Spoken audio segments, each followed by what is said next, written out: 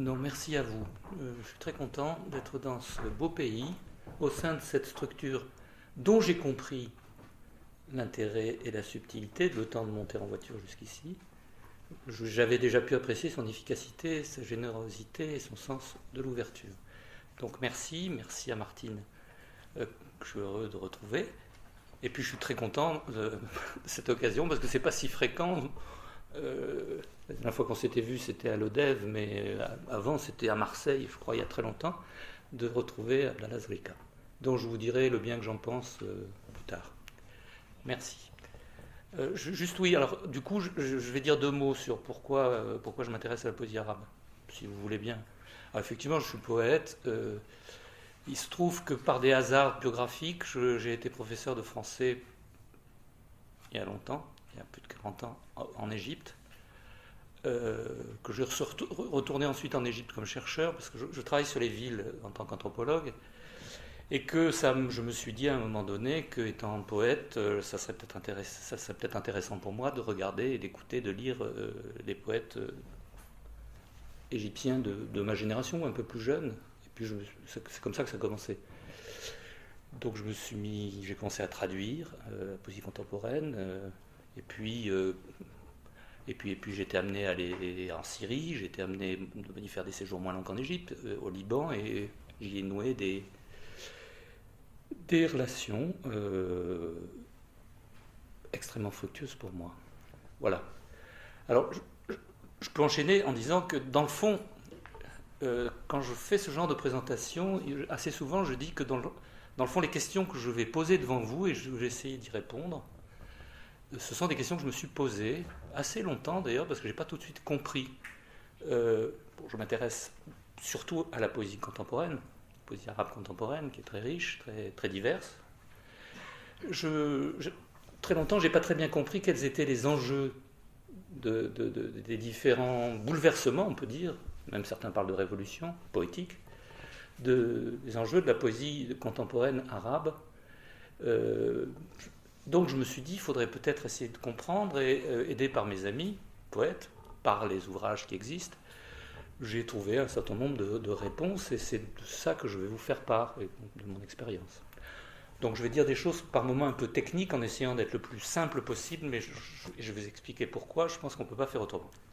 Voilà, alors quand on m'a demandé un titre, comme on m'avait dit qu'il serait quand même assez opportun d'établir une relation entre une présentation de la poésie arabe contemporaine aujourd'hui et ce qu'on appelle le printemps arabe, jolie formule. J'ai donné comme titre quelle saison, alors je ne sais plus si je l'ai mis au singulier ou au pluriel, pour la poésie arabe, et je vais filer un peu la métaphore, qui vaut ce qu'elle vaut, mais je pense qu'effectivement,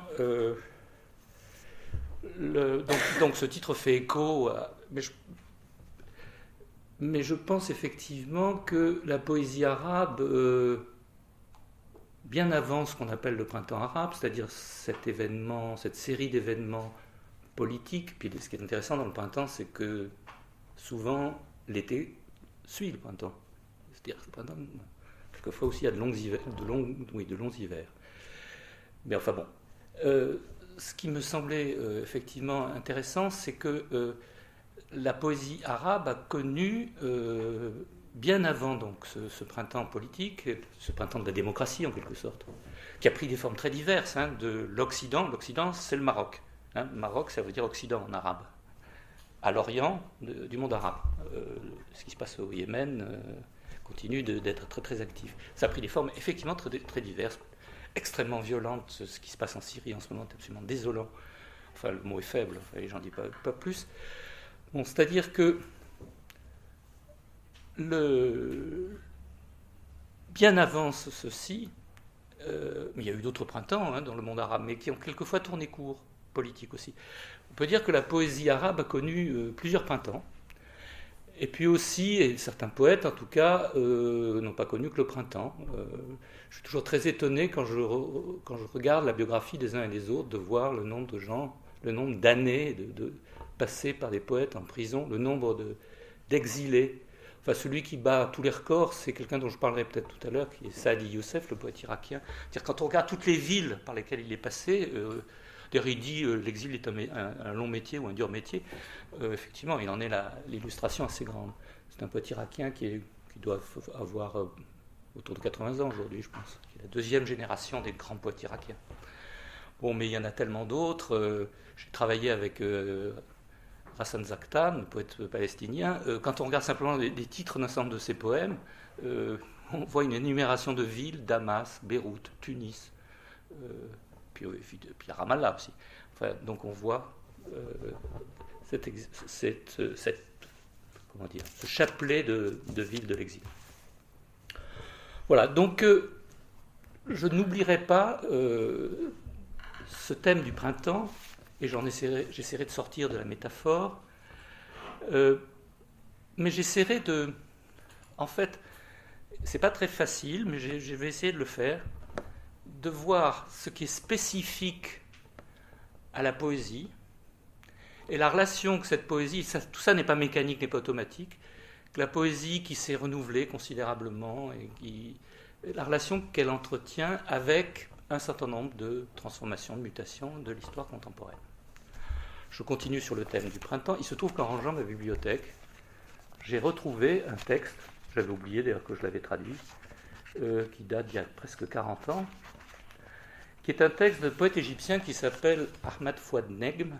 Nejm, on dit en arabe, mais enfin en Égypte on prononce le jeu G, Negm, qui était très connu, qui a joué un rôle politique en tant que poète très important, qui a fait beaucoup de prisons, et qui a composé aussi bien en dialecte qu'en langue savante. Ça, c'est un thème sur lequel je vais revenir. Et qui... alors, j'aurais pu créer l'effet de surprise et ne pas vous dire tout ça et vous lire le poème d'abord. C'est un extrait, il est très court, et ça s'appelle Printemps. Il date des années 70. Le printemps s'en va tournant, surprise, un rien, et s'arrête. Si la justice tourne, et les voit tous qui tournent autour du printemps, vivent les fleurs. Si le monde est lumière, multiplie les arbres et pousse de la tendresse autant que de fleurs comme ils y vont. Voilà, un printemps, il écrivait ça et il était retenu en prison très peu de temps après. Donc, je vous ai dit, Negm, ce poème, je ne me souviens plus, je pense qu'il est écrit en langue classique et pas en dialecte. Et alors, ce qui a beaucoup fait connaître Negm, c'est un chanteur qui était une figure mythique, en quelque sorte, de la contestation politique égyptienne des années, fin des années 60, 70, 80, qui était le Cher Imam, qui a chanté, qui était un très grand joueur de luth, aveugle, dans la grande tradition des bardes aveugles, qui a chanté beaucoup la poésie de Negm, ce qui lui a valu aussi de faire beaucoup de prison, parce que l'un et l'autre étaient pas très bien, vous l'avez compris, pas très bien vu par le pouvoir. Donc je ne me souviens pas si ce poème était écrit en arabe classique ou en arabe dialectal, et c'est la première remarque que je voudrais faire. Quand on s'intéresse à la poésie arabe, il faut savoir, car c'est un problème très important, il faut savoir, et je prie ceux qui le savent de m'excuser, mais je pense qu'il y en a un certain nombre qui ne le savent pas, qu'il y a ce qu'on appelle de la diglossie en arabe, c'est-à-dire qu'il y a la langue légitime, savante, qui s'écrit légitimement, la référence étant le Coran. Alors comme l'arabe est la langue du Coran, il y a eu de façon récurrente des débats sur son intouchabilité, son inviolabilité. Donc l'arabe qui s'écrit, dont certains ont une conception quasi anhistorique, et puis il y a l'arabe qui se parle tous les jours, et comme vous le savez, cette langue est la langue de millions de gens à travers le monde, et d'un pays à l'autre, voire d'une ville à l'autre, ils ne parlent pas cette langue de la même façon. Et puis certains, non seulement la parlent, cette langue qu'on appelle dialectale, mais ils l'écrivent. Ce qui peut poser des problèmes très sérieux concernant la légitimité de cette écriture. Donc il y a déjà ce premier problème que nous ne connaissons pas, évidemment, nous. Et donc je pense qu'il faut le rappeler. Donc le problème de la diglossie.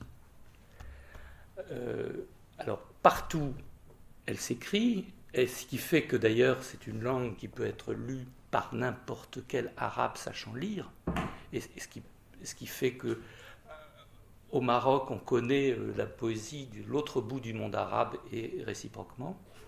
C'est un problème majeur de compréhension quand on a eu accès au minimum de la langue, au minimum à la langue écrite, je ne dis pas savante. Donc, mais ce qu'il faut voir, c'est que dès qu'on pose le problème de la langue par rapport à la poésie, il y a des enjeux spécifiques. C'est-à-dire qu'il y a des gens qui considèrent, et pas simplement des gens qui considèrent ça pour des raisons religieuses, considèrent qu'il n'est pas légitime, il n'est pas intéressant d'écrire dans la langue dialectale, la langue de tous les jours, et ceux qui pensent le contraire. Moi, je ne m'engagerai pas là-dessus. Bon. Donc, premier point qu'il faut rappeler. La référence étant évidemment la référence absolue de la langue, savante, littéraire, qui s'écrit, étant le texte sacré, le texte du Coran. Donc ça c'est le premier aspect. Le deuxième aspect, c'est évidemment, selon la conception de la langue, selon qu'on la considère comme intouchable, éternelle, on voit qu'il est, selon les positions plus ou moins rigides qui existent, ça peut poser des problèmes quant à sa réforme, son enrichissement, son adaptation. Et là-dessus, je pense que ce qui s'est passé, d'après ce que mes amis m'ont dit ces derniers mois dans un certain nombre de pays arabes, a considérablement bouleversé les points de vue sur ces questions. C'est-à-dire qu'il y a une espèce de libération du rapport à cette langue, que tout le monde aime beaucoup évidemment, mais qui d'un amour peut-être beaucoup moins figé que ça a pu exister auparavant. Voilà, donc une des particularités, une des richesses de cette diglossie, c'est que aujourd'hui, un écrivain peut mobiliser le vocabulaire, les images de la littérature d'il y a plusieurs siècles. Et il y a un fond commun qui se transmet depuis même avant la prédication de l'islam, puisqu'il y a une grande poésie anti-islamique qui se transmet dans la culture arabe. Donc ça, c'est un aspect très très particulier. Je pense qu'il faut aussi... Donc depuis le 7e siècle, il y a des images, des références qui continuent d'être réactualisées, vivantes, citées. Ça, c'est un trait aussi très particulier. Alors un autre aspect, si je suis trop technique, si je ne suis pas assez clair, si je suis incomplet, manifestez-vous s'il vous plaît. L'autre aspect sur lequel je voulais m'arrêter, moi qui m'intéresse beaucoup, c'est non plus donc le problème du vocabulaire, de la langue, de son évolution, de sa richesse, mais celle de la métrique arabe. C'est-à-dire qu'à l'école, on nous a appris, alors je dis nous les Français, un certain nombre de types de vers, le plus classique étant l'alexandrin, 6-6. Et souvent, on nous parlait de pieds, puis de temps en temps, le professeur disait « Non, ce ne sont pas des pieds, ce sont des syllabes. » Je vais revenir là-dessus. Et en fait, la poésie française a cette particularité, et c'est presque c'est pas une exception, mais c'est vraiment une particularité, c'est que dans le fond, les syllabes se valent toutes. C'est-à-dire elles ont la même valeur au sens de la longueur ou de l'intensité. Donc quand je compte 12 syllabes pour l'alexandrin, à part le problème de la syllabe du milieu, ça je reviendrai, tout ça se vaut. Alors que dans les poésies anglaises, allemandes je ne sais pas, mais italiennes je crois, un certain nombre de poésies, et la poésie arabe, les syllabes ne se valent pas, et donc ce qui organise un vers, ce n'est pas une succession de syllabes égales, ou à peu près égales, bon, comme c'est le cas en français, parce qu'il y a le problème du muet qui est toujours un énorme problème dans la prosodie française, mais c'est des unités rythmiques ou métriques, longue, brève, brève, brève, longue, longue, qui se composent les unes les autres, et ces unités, c'est ça qu'on appelle, quand on est un peu rigoureux, des pieds. Or, l'arabe est une langue dont la poésie fonctionne qui a sa rythmique propre, en quelque sorte, sur laquelle s'ajoute, en quelque sorte, s'articule des formes de prosodie très particulières qui ont été codifiées très tôt. Donc il y a un certain nombre de types de vers qui portent des très beaux noms et qui se définissent par des agencements d'unités, voyelles, syllabes, longues, brèves. Là, je n'entre pas dans le détail parce que je crois que je vous perdrai. Je ne sais pas dire, c'est bon. Ce qui fait qu'on parle de cette poésie en disant qu'elle est quantitative, c'est-à-dire que les syllabes n'ont pas la même valeur, elles composent des pieds, donc les pieds c'est jamais une syllabe, mais c'est toujours une combinaison de syllabes, des pieds qui eux-mêmes se composent dans un vers, et il y a des formes d'organisation de tout ça, et c'est classé. Un grand théoricien au XVIIIe siècle, donc il y a très longtemps, Al-Khalil, avait fait le tableau de tous ces maîtres possibles. Il porte des très beaux noms, il y a le long, enfin bon, j'ai pas, voilà, de très beaux. Alors, et je crois qu'il faut pas oublier ça, parce que si on veut comprendre quelques enjeux de la poésie arabe, et si on veut comprendre aussi ce qu'on entend, c'est-à-dire qu'il y a la langue arabe donc, est composée, vous l'entendrez très bien quand vous entendrez tout à l'heure lire en arabe, composée de longues et de brèves, et là-dessus, la poésie, en quelque sorte, manipule des patrons qui combinent ces groupes de longues et de brèves en les organisant d'une certaine façon. Alors, j'espère que je ne suis pas trop abstrait. Donc, dans la poésie classique, alors il y a des exceptions, il y a des formes locales, mais dans la poésie classique, la grande Cressida classique, on a toujours le même maître, toujours la même combinaison, on a un hémistiche, on a une même rime. Alors évidemment, au fil des siècles, les gens ont joué, c'est-à-dire qu'il ne faut pas être un grand arithméticien pour remplacer deux brèves par une longue. Deux brèves, ça vaut une longue. Donc on peut, d'un vers à l'autre, jouer sur ce genre de choses. Ce qui émerveille, et d'ailleurs ceux qui entendent en disant « comme c'est beau ». Donc, le poème classique, un maître, c'est-à-dire un type d'organisation de pieds, pieds c'est combinaison de syllabes, qui se répètent d'une certaine façon, ou qui s'organisent d'une certaine façon. Un hémistiche, c'est-à-dire le vers est coupé en deux, avec des effets de rime interne, coupé pur en deux. C'est-à-dire, ce qu'on appelle l'hémistiche dans l'alexandrin, c'est ce qu'on comprend le mieux, parce qu'on sait qu'au bout de 6 syllabes, on marque éventuellement une pause, qui ne peut pas être un muet, d'ailleurs, il faut que ça soit une syllabe forte. Bon, mais en arabe, l'hémistiche, évidemment, a un sens beaucoup plus fort. Donc, hémistiche, donc un vers, ça se compose de deux sous-unités, avec une rime, qui, dans la grande poésie classique, est unique pour un poème, et donc, je crois que je vous ai dit l'essentiel. Alors, ce que je ne vous ai pas dit, c'est qu'il y a des formes andalouses tout à fait intéressantes, où les maîtres sont variés, et puis il y a toute forme de poésie aussi populaire, qui joue avec peut-être de liberté, moins de rigueur, avec ce genre de problème de prosodie, puisque c'est le terme technique pour désigner ce genre de choses, c'est la prosodie. Je crois que je n'ai rien oublié.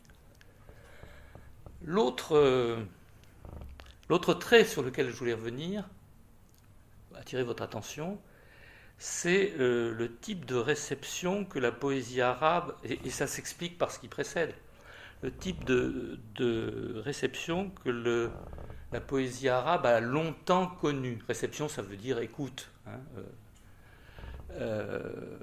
connaissance que le public en a. C'est-à-dire que, selon la formule de Jacques Roubaud, grand poète spécialiste, contemporain spécialiste, je ne saurais trop vous conseiller de lire Jacques Roubaud, spécialiste de métrique et spécialiste de poésie médiévale, les dispositifs métriques de la poésie arabe, ça fait qu'on a des formes mémoire, c'est-à-dire ce retour de la rime, cette régularité, même s'il y a des variations du maître, c'est-à-dire des unités que sont les pieds qui reviennent dans un certain sens, plus éventuellement des thèmes comme l'unité un sens qui domine par poème, font que effectivement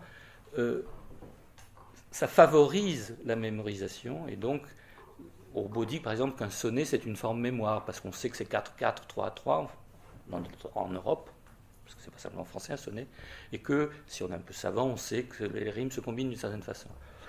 Donc c'est un peu ce qu'on connaît, on rencontre dans les chansons aujourd'hui, c'est-à-dire qu'il y a des rimes qui peuvent être attendues, ce qui fait que, en effet, on peut mémoriser cette poésie, qui donc est très intériorisé par les uns et les autres, et en même temps très partagé.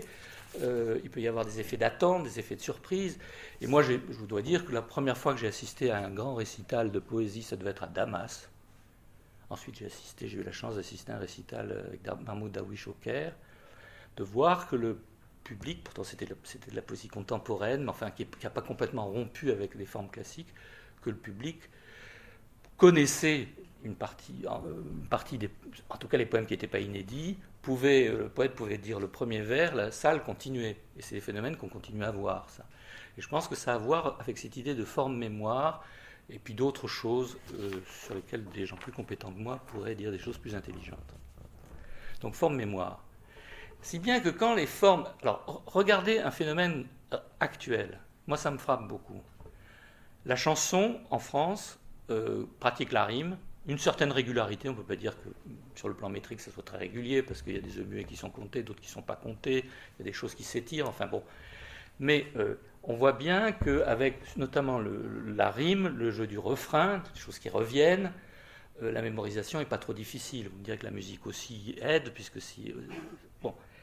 Et regardez, et il y en a de plus en plus, des tentatives de jeunes chanteurs qui ne font plus rimer et qui n'utilisent plus des mètres plus ou moins réguliers. C'est-à-dire que c'est pas le même nombre de syllabes. Comment s'appelle le fils de Jacques Higelin qui a fait des tentatives comme ça et Arthur H a essayé de faire ça, à la différence de son père. Sa petite sœur aussi, je crois. Et ça fait des choses un peu bizarres, en tout cas pour ma génération à moi, parce qu'il y a la forme mémoire constituée, alors peut-être un peu plus lâche que ce que j'évoquais pour la poésie arabe, mais la forme mémoire, c'est-à-dire la rime, une certaine régularité du vers, le refrain qui vient, etc., c'est dissoute. Et là, il y a un autre rapport qu'on a à cette musique et à ce qu'elle signifie par la chanson. Voilà. Ça, c'est les remarques formelles. Remarques non formelles. Il faut savoir, et ça c'est très intéressant, je vais le dire de façon très sommaire, que le statut de la poésie dans le monde arabe est ambigu. Le prophète Mohammed, les a condamnés. Il y a une sourate, je crois que oui, il dit que les... Bon, en même temps, il y a une... Parce que ça peut... Enfin, bon, le poème peut être mensonger, le poème joue sur la séduction, etc. Donc, et en même temps, avant le prophète et après le prophète, il y a une richesse de la production poétique et une valorisation de la poésie. Et je trouve cette ambiguïté fondamentale qui s'est perpétuée à travers les âges tout à fait intéressante. Entre parenthèses, le Coran n'est pas écrit sous une forme poétique au sens rigoureux du mot. C'est de la prose plus ou moins rythmée. Hein. Il faut le savoir. Et alors, ce qui est étonnant, c'est qu'il y a des grands modèles comme ça. Alors, il y a des grands moments de la poésie. Le grand modèle, mais totalement mythique, c'est la poésie anté-islamique, la poésie d'avant, la poésie des Bédouins, et la poésie d'avant le prophète. Et puis, il y a eu des grands moments tout au cours de l'histoire où les poètes ont écrit des œuvres qu'on continue de célébrer et de, j'allais dire, réciter. Non, c'est pas vraiment de la récitation. Il y a eu une rhétorique du poème anté-islamique, le poème bédouin, qui amuse même les gens qui l'évoquent, c'est-à-dire qu'on a, il y a les traces du camp abandonné. Le camp a été levé, il reste des traces des animaux, traces du feu mal éteint, mais les gens et la bien-aimée qui était avec eux sont partis, donc il y a une méditation sur des traces. Enfin bon, il y a un certain nombre de thèmes comme ça qui sont extrêmement... et je ne saurais trop vous conseiller de lire ou de relire les fameuses grandes odes anté-islamiques. Alors, les savants ne sont pas d'accord, mais enfin, il y en a au moins 7 qui sont attestés. Il y a cette grande figure qui a été célébrée par Aragon, qui avait très bien compris un certain nombre de choses de la poésie arabe. Dans le Fou d'Elsa, vous avez des choses superbes. Tout ce qui se tourne autour de Majnoun et Leïla, Majnoun ce qui veut dire le fou, fou de Leïla, poème du 7e siècle. Donc il y a Les 7 grandes odes, je pense qu'on peut les lire dans la traduction de Jacques Berck, ça doit être en poche chez Sinbad. Et bon, voilà. Alors il y a ce grand moment, et puis il y a le grand moment de la poésie, une poésie dans une phase extrêmement glorieuse du monde arabe et de l'islam, du 8e au 13e siècle, qui est la période dite abbasside d'une dynastie qui a régné dans l'Orient du monde arabe. Des noms, j'en dirai pas plus, Abou Nouas, Moutanabi, Al-Mahari, Al-Hamdani, je ne dis pas dans. Ce sont des gens qu'on peut lire maintenant dans des traductions, donc ils forment un fond commun de référence, et on a tout intérêt à les connaître. Voilà les préalables, si j'étais un peu long, excusez-moi, mais je crois c'est-à-dire de comprendre que cette poésie arabe est quantitative, non seulement parce que la langue arabe est faite de brèves et de longues, les voyelles d'ailleurs brèves ne s'écrivant pas, sinon sous forme d'accent. Donc elle est quantitative, elle obéit à la différence de la nôtre, et elle a été soumise à des règles extrêmement éprouvées, transmises, qui font qu'il y a une espèce de pesanteur en quelque sorte de la prosodie classique arabe qu'on peut comprendre, qui n'est pas simplement une affaire de contrainte, mais vraiment une affaire on pourrait presque dire de bien-être culturel, c'est-à-dire que quand on se retrouve dans un poème arabe, qu'on a quelques notions de la langue et de la poésie arabe, effectivement, on est dans un monde qui fait écho, ou auquel on fait écho. Voilà. Alors ce que je vais vous dire maintenant, parce que moi je vais vous parler surtout de la poésie contemporaine, c'est que je vais vous indiquer, signaler qu'en fait le XXe siècle a connu 2 révolutions de la poésie, qui n'étaient pas forcément synchrones avec des révolutions politiques, mais qui pouvaient avoir quelques rapports à certains moments. La poésie arabe, je l'ai schématiquement présentée, elle a évolué à travers les siècles, il y a eu des formes plus régionales, il y a eu des assouplissements, il y a eu des inventions, des variations. Bon, je suis obligé effectivement de simplifier, mais il y a eu quelque chose vraiment on peut dire que c'est une révolution double, une qui a eu lieu juste après la Deuxième Guerre mondiale, qui est la naissance de ce qu'on pourrait appeler la poésie libre. Ça, c'est l'équivalent qu'on donne en français, mais enfin, c'est aussi une expression qu'on a utilisée. Bon, auparavant, il y a eu des modifications, oui, parce que j'insiste sur l'aspect formel, mais thématique. C'est-à-dire que à des images convenues, des images renvoyant la vie bédouine ou renvoyant un certain nombre de choses transmises à travers l'histoire, les romantiques ont pu introduire des images plus personnelles, des choses plus référant plus à la vie quotidienne ou à des rapports historiques qui étaient plus contemporains. Donc il y a eu des effets du romantisme, il y a eu des effets de mouvements littéraires qui pouvaient avoir lieu à travers le monde.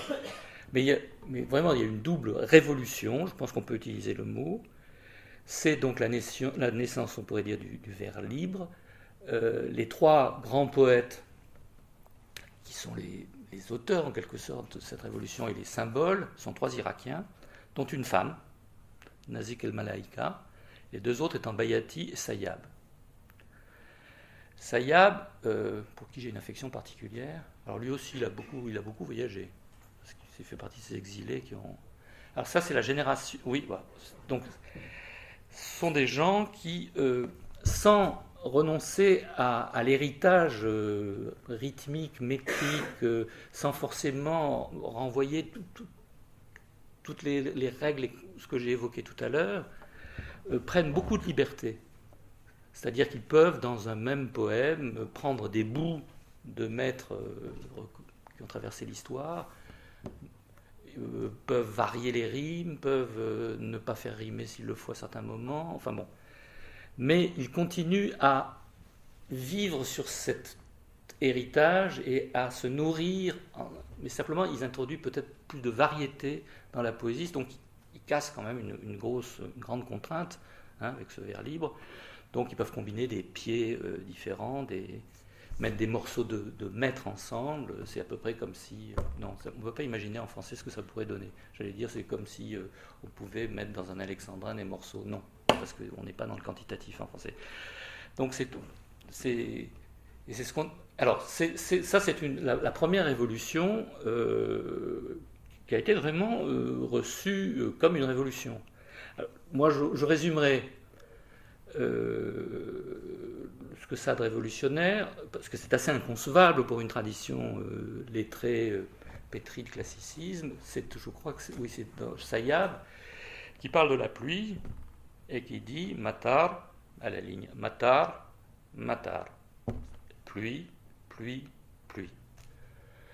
Vous ne mesurez peut-être pas ce que ça représente, mais ça représente quelque chose de très très très très nouveau, même si il ne bouleverse pas tout le système. Je crois que j'avais un autre texte de...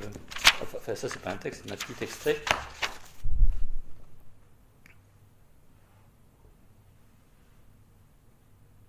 Non, c'est pas un texte de Sagan. Et puis la deuxième révolution, dans les 10 années plus tard, à laquelle est très fortement associé quelqu'un qui est très connu, qui s'appelle Denis, dont vous avez sans doute entendu parler, poète d'origine syrienne, ayant adopté la nationalité libanaise et étant revenu à ses origines syriennes selon les variations de son tempérament politique. La deuxième révolution, c'est l'adoption de ce qu'on appelait, nous appelons poème en prose, mais qui calque, peut-être que l'idée de poème en prose qui renvoie à l'expérience, notamment surtout de Baudelaire, hein, ça doit être un des premiers, sinon le premier dans notre langue, est peut-être pas tout à fait adéquate. C'est pour ça que certains ont préféré dire poème prosé ou poème de prose. Enfin, je sais que Farouk Mardambe, qui est un grand éditeur de littérature arabe en français, désormais parle de poème prosé plutôt que de parler de poème en prose. C'est-à-dire, ce sont des poèmes. Alors, en fait, il y a deux étapes. Une première étape où les gens continuent à écrire en vers, mais en étant de plus en plus libérés des contraintes métriques de la tradition.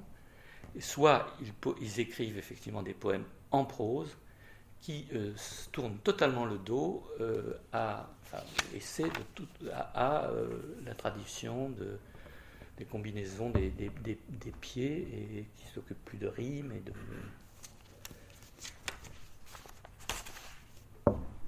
Voilà, ça c'est pour l'aspect peut-être formel.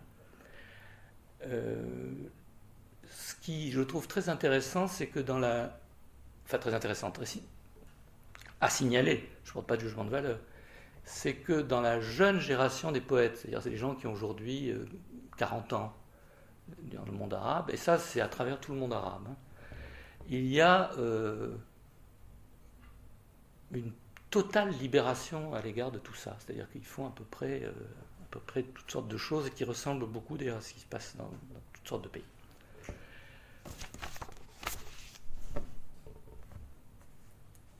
Alors, qu'est-ce que il faut que je vous dise encore pour...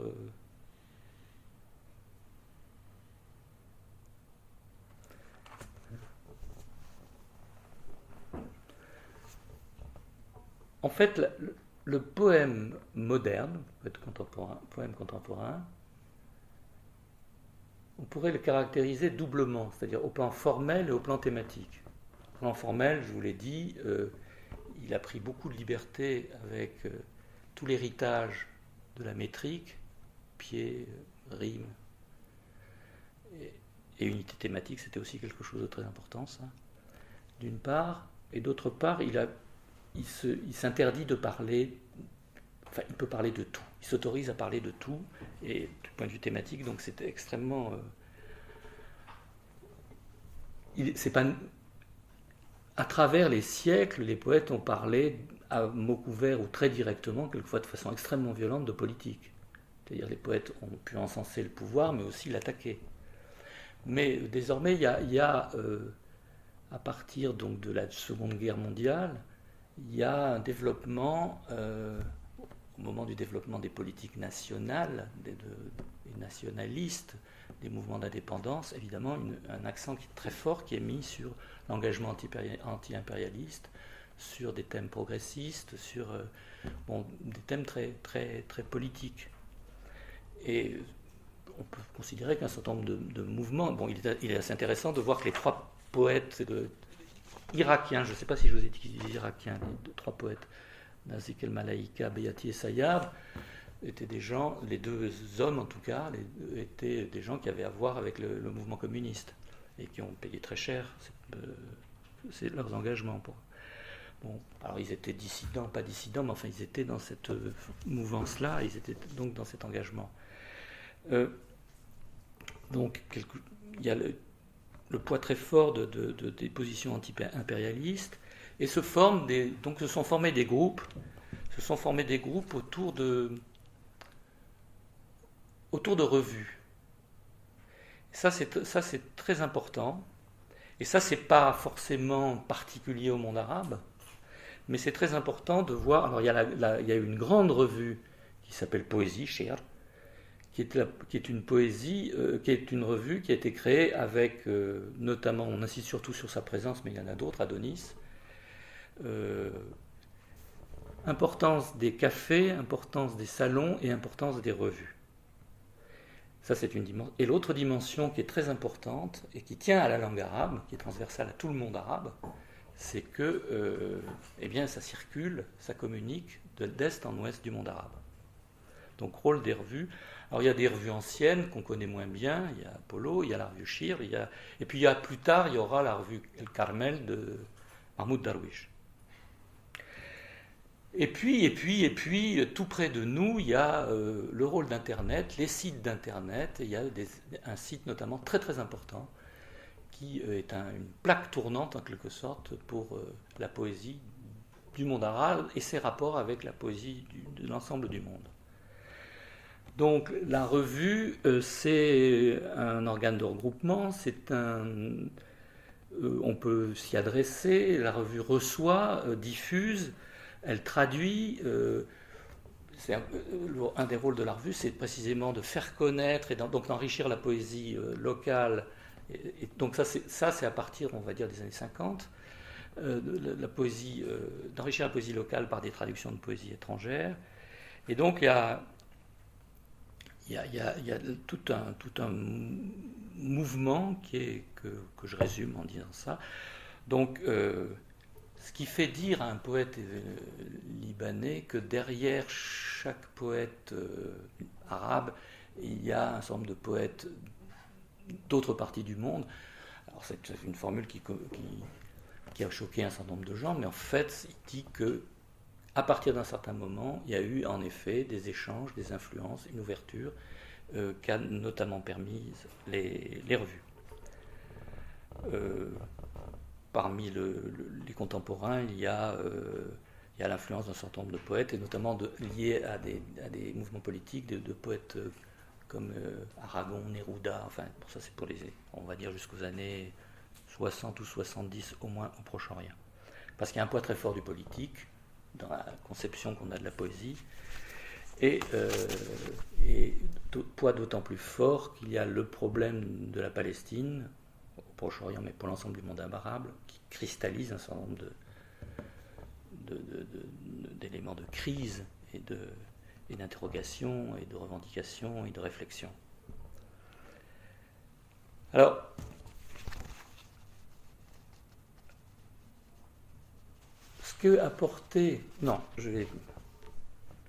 ce qui se passe de très important, alors je ne sais pas si c'est la troisième révolution. La première révolution, c'est donc la poésie qui rompt avec la prosodie traditionnelle. La deuxième, c'est celle qui, dans le fond, peut faire de la poésie de prose ou en prose. Et il y a un troisième moment, dans les années 70, c'est une tendance à travers tout le monde arabe. Alors selon les pays, ça se passe plus ou moins tôt, ça doit se passer moins tôt au Yémen, mais ça se passe plutôt ailleurs. Une tendance à rompre avec ce que certains se sont mis à appeler la poésie de tribune, c'est-à-dire à dire, bon, tout ça c'est bien gentil, nous nous sommes engagés, nous avons combattu l'impérialisme, nous avons soutenu avec plus ou moins de bonheur, de succès et de sens de l'opportunité certains régimes qui se sont avérés être peut-être moins progressistes qu'on ne croyait. C'est par rapport par exemple au nasserisme ou par rapport à certains événements qui se passaient en Irak. Et il y a eu une tendance, et qui est très forte chez les jeunes poètes d'aujourd'hui, c'est-à-dire des gens qui ont moins de 50 ans et encore moins, de se dégager de cette attitude et de s'intéresser aux petites choses, de s'intéresser... donc il ne s'agit plus simplement de faire de la prose, mais d'avoir un point de vue plus prosaïque sur le monde, d'être beaucoup moins lyrique, effectivement, même chez... Alors voilà un exemple. Même chez quelqu'un comme Mahmoud Darwish. Mahmoud Darwish, qui était le porte-flambeau en quelque sorte, porte-drapeau, enfin, qui longtemps été perçu comme ça, de Palestine, un très grand poète de la cause palestinienne. Darwish, très tôt, a dit à son public laissez-moi, je suis prisonnier de vous. Vous avez une image de ce que je suis et de ma fonction de poète dont je suis prisonnier, et c'est pas ça l'essentiel de ce que je dois faire et de ce que je fais. Bon, Darwish a écrit des grands poèmes dans la cause de la Palestine, mais il a aussi écrit des grands poèmes d'amour qui ont été occultés, une grande méditation sur la mort, des méditations sur l'histoire. Et je crois qu'il y a un certain nombre de poètes qui ont vécu ça, pas simplement les jeunes poètes qui écrivent depuis quelques années, quelques décennies, mais aussi des générations de poètes antérieurs qui ont rompu en quelque sorte avec, je crois que certains appelaient donc la poésie de tribune. Et effectivement, moi j'ai assisté, je me souviens, à Damas, à un congrès de poésie, et j'étais très impressionné parce que les gens étaient à la tribune et déclamaient, et on était encore dans une poésie extrêmement mobilisatrice. Et ça, c'est de moins en moins vrai pour la poésie qui se produit aujourd'hui. Et je pense que ce qu'on entendra tout à l'heure en est une illustration. Ce n'est pas une poésie de tribune, vous pourrez vous apercevoir que... Alors, je ne sais plus qui parlait de la dépolitisation de la poésie ou du poétique. C'est peut-être comme ça qu'il faut voir les choses.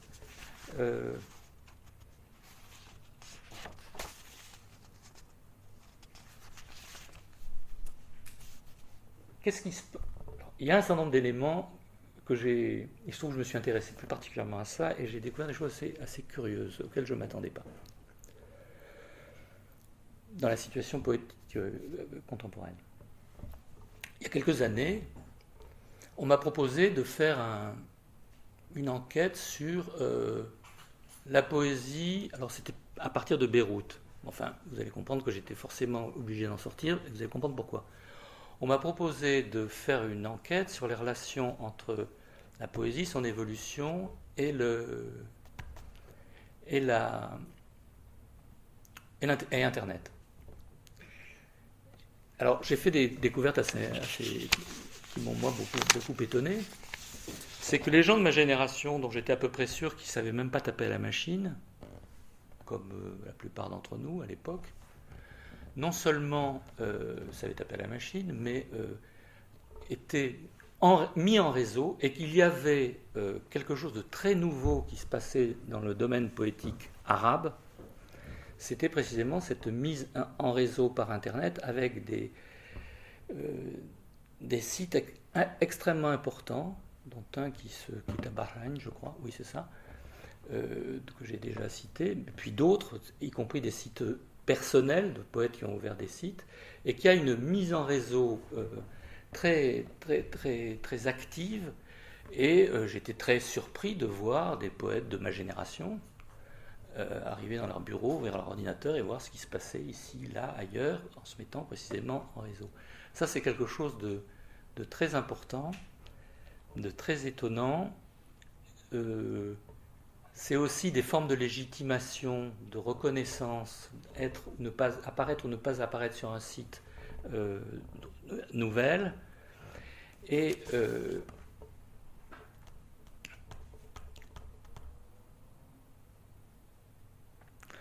je pense que dans la situation... Alors, comment dire ça? D'une part, ça a un effet tout à fait curieux, c'est qu'il y a une ouverture, c'est-à-dire que très longtemps, dans la poésie du monde arabe, il y a eu une polarisation, c'est-à-dire ces effets du genre capitale-province. Il y a une polarisation autour de quelques grandes villes du Proche-Orient, comme Le Caire, comme Damas, comme Bagdad, selon les...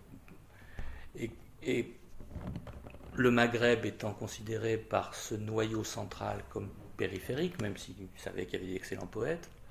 Donc un des effets de cette mise en réseau, de cet accès à ce monde du web, du monde poétique du web, des uns et des autres, me semble-t-il, alors on le mesure encore pas très bien, mais on le mesurera sans doute de plus en plus, de mieux en mieux, un effet de rééquilibrage en quelque sorte de la carte et des polarités du monde poétique arabe.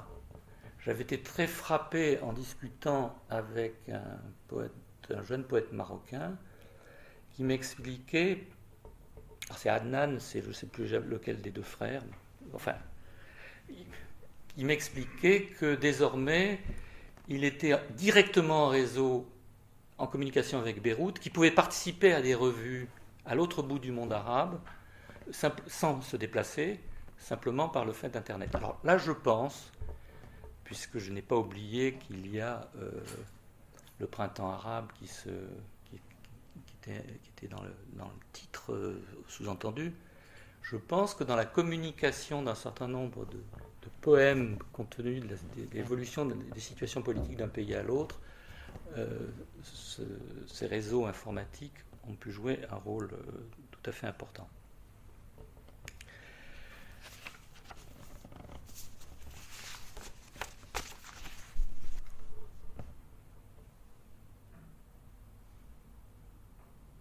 Réseau, par rapport à la situation dite du printemps arabe. Moi, alors je vais dire des choses comme ça un peu en vrac, mais j'étais très, très frappé de voir que on a repris, par exemple, à travers d'une ville à l'autre, d'un mouvement à l'autre, de ce qu'on appelle le printemps arabe, les vers d'un poète qui s'appelle Aboulkassem Chaabi, un poète tunisien. On a peut-être d'ailleurs cité aussi des gens comme Bayram Tounsi, un poète égyptien, comme son nom l'indique, d'origine tunisienne. Mais Chaabi, c'est très intéressant parce que il avait été un quatrain, ou peut-être même plus, d'un de ses grands poèmes qui est si le peuple, Isaac, désirait si le peuple vivre, il faut qu'il interroge le destin. Voilà. Merci.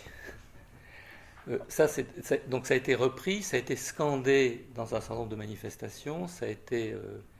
et là, il y a quelque chose qui est très très spécifique, c'est-à-dire l'unité de cette langue, l'unité du thème, la départicularisation, puisque ça avait été repris dans l'hymne tunisien.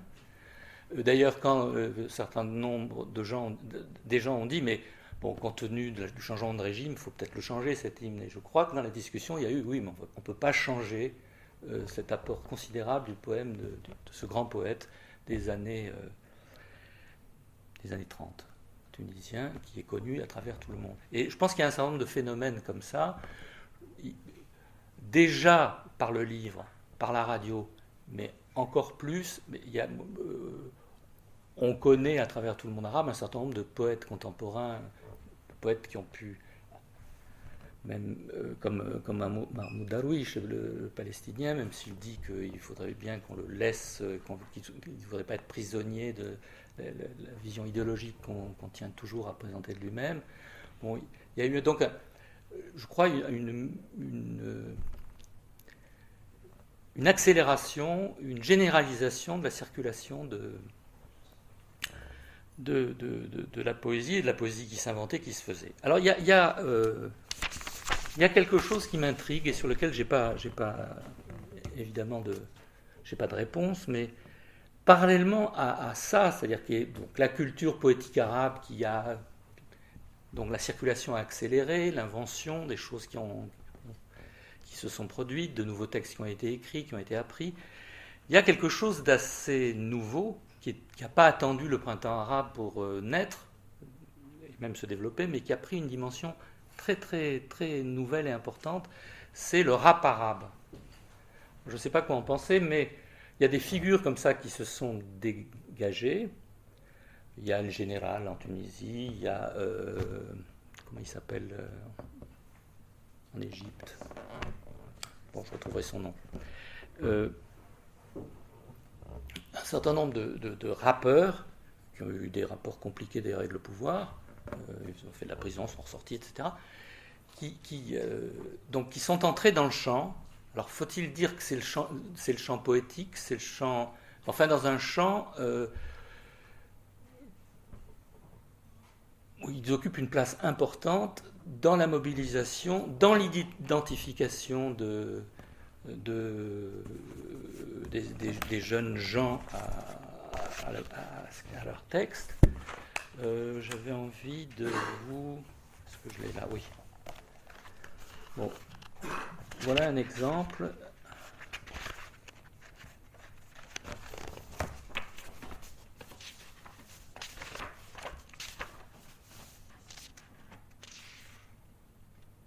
Ah oui, c'est Rami Don Juan, l'autre égyptien. Alors, il y a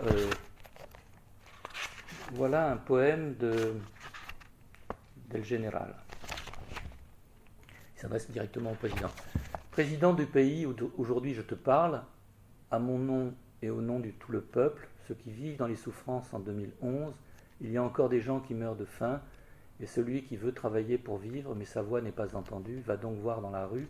Les gens sont traités comme des animaux, les flics avec leurs matraques, tac, tac, tac, ils frappent et s'en foutent, puisque personne n'est là pour leur dire non, même la loi qui est dans la Constitution, ils s'en foutent, etc.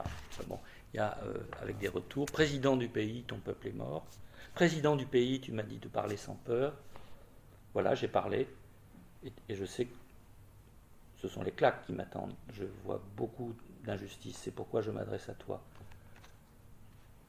Président du pays, ton peuple est mort. Donc il y a toutes sortes de rappeurs qui ont occupé le terrain, et je ne sais pas quel rapport entretiennent ces types de production, du rap, et la poésie héritée de la poésie de tradition littéraire. Parce qu'on pourrait comparer ça, par exemple, à un poète contemporain tunisien qui s'appelle Oulad Ahmad, et qui a Mohamed Sraïr Oulad Ahmad, qui a écrit au moment de l'immolation par le feu de Sidi Bouzid. Il lui donne la parole. Ça s'appelle le papillon. C'est en contemplant les cendres que tu m'as aperçu, noir comme tes chaussures lustrées, je n'ai pas la force de te regarder dans les yeux. Je suis la Tunisie, monsieur, il s'adresse au président. Calciné, plus de cheveux, plus d'yeux, plus d'oreilles, plus de bouche. Comme tu vois, je reviendrai peut-être à la vie, peut-être que je ne reviendrai pas. Franche comme le chant du coq, ne me donne pas de crayon, mes doigts se sont envolés au ciel dans le feu de l'horrible brasier. Sens-tu l'odeur du brûlé? Qu'est-ce que tu dis à tes deux amis? Qui sont ces deux-là? N'ont-ils pas compris que l'automne est au seuil de l'hiver? Je suis la Tunisie du mi-temps, je vis de l'averse et du contentement, je suis l'autre Tunisie sans inventer. Bon, là, on est dans une poésie qui est héritière de la poésie savante, qui est une poésie engagée, qui est à la limite de la poésie de tribune. Donc, quelle est la communication éventuelle avec la poésie de type rap? Je l'ignore, je pose la question. Quand on sait que par ailleurs, il y a dans la poésie populaire arabe, il y a une tradition de l'improvisation, on voit bien qu'il y a des choses qu'on peut essayer de remettre en place. Bon, il y a effectivement, j'avais évoqué le refus des jeunes générations, des gens qui ont 40 ans aujourd'hui, pour voir un peu plus de la poésie de tribune. ce qui est assez intéressant, c'est qu'on n'y est pas revenu à la poésie. On n'y est pas revenu à la poésie de tribune, il me semble. Même dans ce que j'ai lu de cette poésie savante d'Aoulad Ahmad, on est dans une autre tonalité qu'une poésie mobilisatrice. On est dans une poésie beaucoup plus, il me semble, beaucoup plus personnelle, beaucoup plus... bon, je ne m'engagerai pas beaucoup. Sachant par ailleurs qu'il y a des poètes qui ne se sont pas engagés dans ce printemps arabe, notamment un très grand poète qui s'appelle Adonis, qu'on a généralement mis en parallèle avec un autre grand poète qui lui malheureusement est mort, Mahmoud Darwish, qui n'ont pas grand-chose à voir ni dans leur thématique, ni dans leur position, ni leur vision du monde, ni leur rapport à la tradition poétique, et qui lui n'a jamais très clairement dit qu'il pensait que les milliers de morts qui s'accumulaient de mois en mois, de jour en jour en Syrie, c'était quelque chose d'insupportable, les gars. Bon. Donc pour dire que le paysage est quand même peut-être plus complexe plus complexe qu'on ne pourrait peut-être l'imaginer en première. Voilà, je crois que c'est ça que j'avais envie de vous dire, et puis en répondant peut-être à des questions s'il y en a. Je ne sais pas si c'est comme ça qu'on fait ici. Je vais vous donner quelques exemples de cette poésie qui refuse d'être une poésie de tribune, qui préfère le quotidien. C'est un jeune poète égyptien. J'ai pris ce poète-là parce que je travaille en ce moment sur lui et je le connais, et donc j'ai commencé à le traduire. Il s'appelle Gergis Choukri, comme son nom l'indique, il est chrétien, égyptien, et voilà, un poème de Gergis Choukri qui doit avoir un peu plus de 40 ans, et ça s'appelle La Veste. Ma veste et moi sortons pour des promenades d'hiver. Je lui confie la garde de mes cigarettes. Nous ne demandons à personne le chemin, je la tiens à la main quand le monde suffoque. Quelquefois elle saute sur mon épaule comme un chat. Lorsque l'envie lui prend, elle me mord la main avec ses poches, et je souris rassuré. Ma veste est délavée, la rue est assourdissante, elle a quand même hâte de sortir, et lorsque je me fais prier, elle me bouscule, je la porte, et nous ne parlons à personne. Comme moi, elle aime la rue. Je ne sais comment est né cet amour et ne me souviens d'où est venue cette veste. Seulement, lorsque je hais le monde, je disparais dans ma veste. Elle marche seule, ne parle à personne. Voilà, donc on est dans un ton, évidemment, qui n'a peut-être pas grand-chose avec une poésie mobilisatrice, ce que certains appelaient donc la poésie de tribune. Qu'est-ce que j'aurais pu vous lire d'autre ? Voilà. Peut-être encore plus minimaliste, plus... Je ne sais pas s'il faut dire prosaïque, mais peut-être, oui. C'est une poète irakienne qui s'appelle Khouloud El-Falah. Non, elle n'est pas irakienne, elle est libyenne. Les assiettes vides, satisfaites du repas, dansent sur la pointe des pieds. Les assiettes vides dans l'évier tremblent de froid. Traduction de François Zabal. Ça, c'est une jeune poétesse, donc libyenne. Donc on est dans un ton très minimaliste, avec... Bon, je crois que je ne ferai pas de commentaires.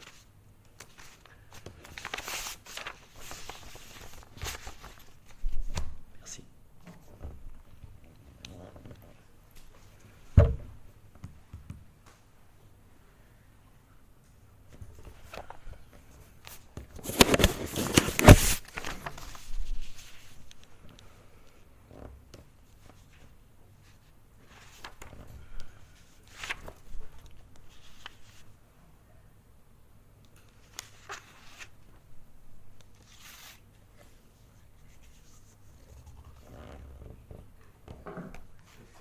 Pour lancer la discussion, est-ce que vous ne pensez pas qu'avec l'avènement de certains régimes islamistes, notamment en Égypte, en Tunisie, au Maroc, va réactiver, disons, ce précepte, ce hadith du prophète, qui a banni carrément les poètes,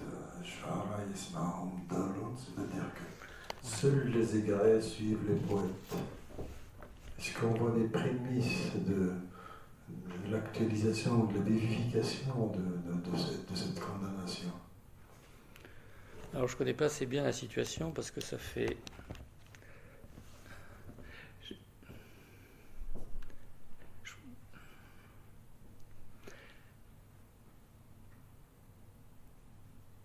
J'ai l'impression, d'après ce qu'on me dit, d'après ce que je vois, je pourrais parler de l'Égypte, hein, parce que c'est quand même le pays que je connais, même si ça fait maintenant un certain temps que j'y suis pas allé. Mais j'ai l'impression que il y a une assez grande... Enfin, là, espérons qu'elle va continuer. Là, je me mouille. Je veux dire, une grande capacité de jouer sur différents registres. Et j'avais été très... vous pouvez voir sur Internet, d'ailleurs, il y a plein de sites où on voit des improvisations en prose ou en poésie, d'ailleurs, rythmée, en prose rythmée, voire rimée, populaire, où quelqu'un lance des choses et puis il y a une espèce de dialogue. On voit un certain nombre de formes qui sont très enracinées dans une histoire, c'est-à-dire que c'est pas non plus, oui, je crois qu'il faut aussi voir ça, c'est-à-dire que si le rap, c'est peut-être pas un hasard d'ailleurs, si le rap a fleuri dans des quartiers où la population a des rapports plus ou moins étroits, selon les générations, avec la langue arabe, alors que bon, ça vient pas de là-bas, mais... oui, je suis assez frappé par la façon dont on peut mobiliser comme ça des formes qui s'enracinent dans une tradition assez vieille, enfin de poésie populaire, qui peut... Alors bon, est-ce que... Le problème... Non, voilà, c'est à peu près tout ce que je peux vous dire, parce que ce qu'on peut espérer en tout cas, c'est que...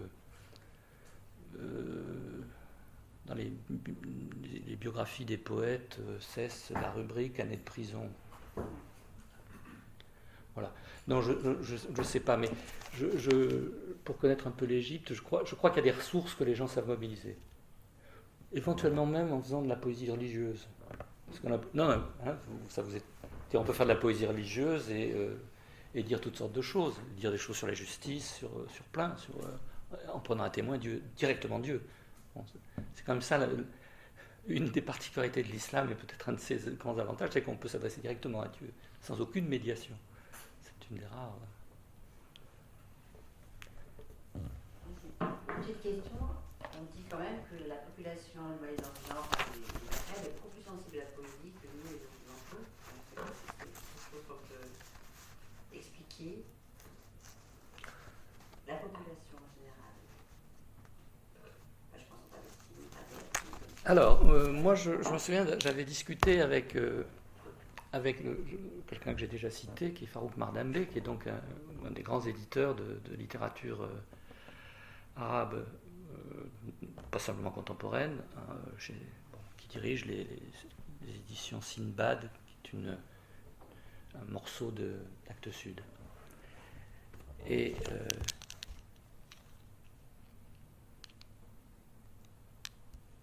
il m'avait dit que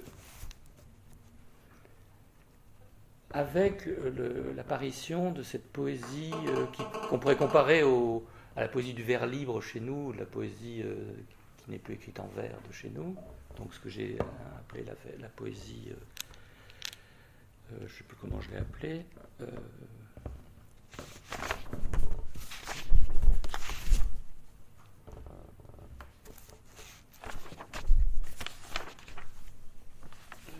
je l'ai traduit donc je ne sais plus. Bon, c'est pas grave, je le retrouverai. Oui, donc le vers libre, mais la poésie libre et la poésie de prose. On va retrouver les formules.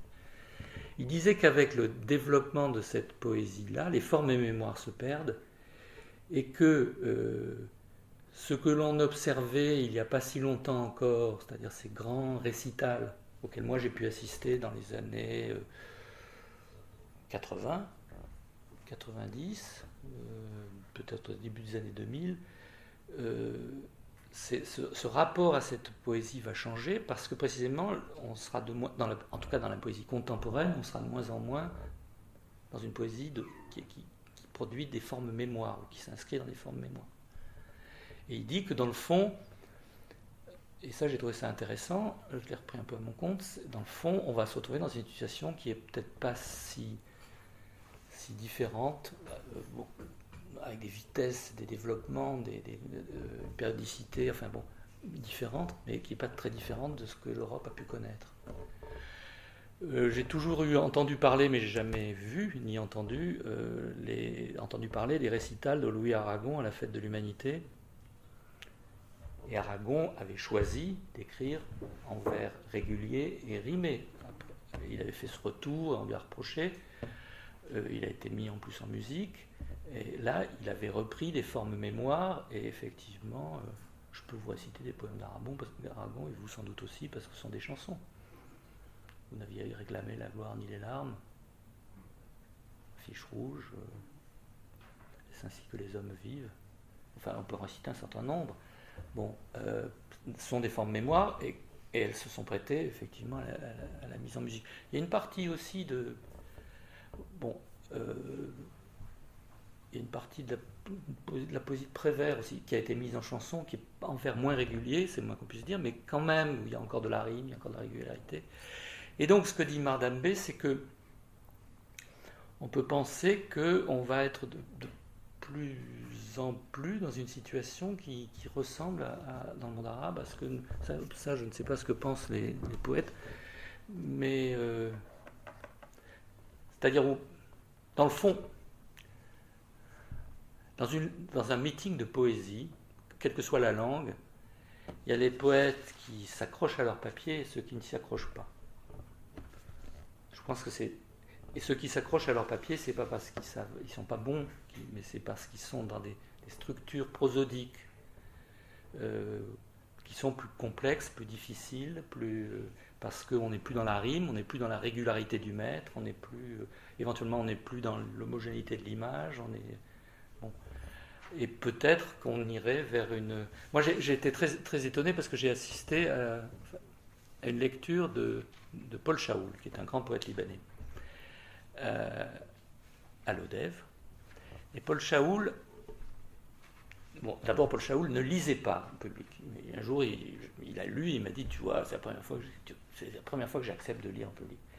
Mais Paul Chaoul, qui est dans une grande tradition, même si ce qu'il écrit ne rime pas, etc., mais une grande tradition prosodique, c'est quelqu'un qui a réfléchi beaucoup au maître, à la combinaison, etc., je l'ai vu faire une lecture qui était très étonnante, c'est-à-dire qu'il se permettait de faire des variations, vous savez, comme dans certains morceaux d'un concerto où le soliste peut se permettre de faire des variations à partir d'un certain nombre de choses données, mais il partait comme ça. Et quand on connaissait son texte, c'était très étonnant, c'est-à-dire qu'il se permettait, comme pour moi, parce que c'est plutôt peut-être un peu plus ma culture musicale, ça me faisait penser à certains standards de jazz repris par des musiciens qui se mettent à faire des variations effectivement sur les mesures du standard. Et il se permettait de faire ça, et puis il repartait. Et je me disais, ça c'est une génération, il a une très grande culture poétique, les jeunes gens ne feront pas ça, ils seront dans autre chose, ou alors ils seront dans quelque chose qui ressemblera peut-être à la chanson. Mais là je m'engage et je dis peut-être des bêtises. Mais en tout cas c'est l'impression que j'ai eue, et c'était vraiment très étonnant. Et il m'avait dit, et après il m'a dit, parce que je me souvenais de l'époque où il ne lisait pas, il se faisait prier pour lire, il m'a dit, t'as vu comme je suis devenu bon, mais il pouvait devenir bon parce qu'il avait tout ça derrière, quoi. C'est-à-dire que... Je suis trop long, hein. On arrête. Bon. Merci en tout cas.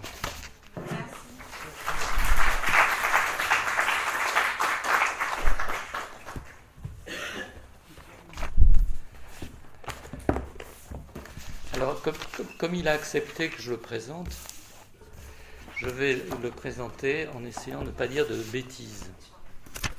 Donc, je suis très très content que Abdallah Zrika ait pu venir nous lire des poèmes. Je vais...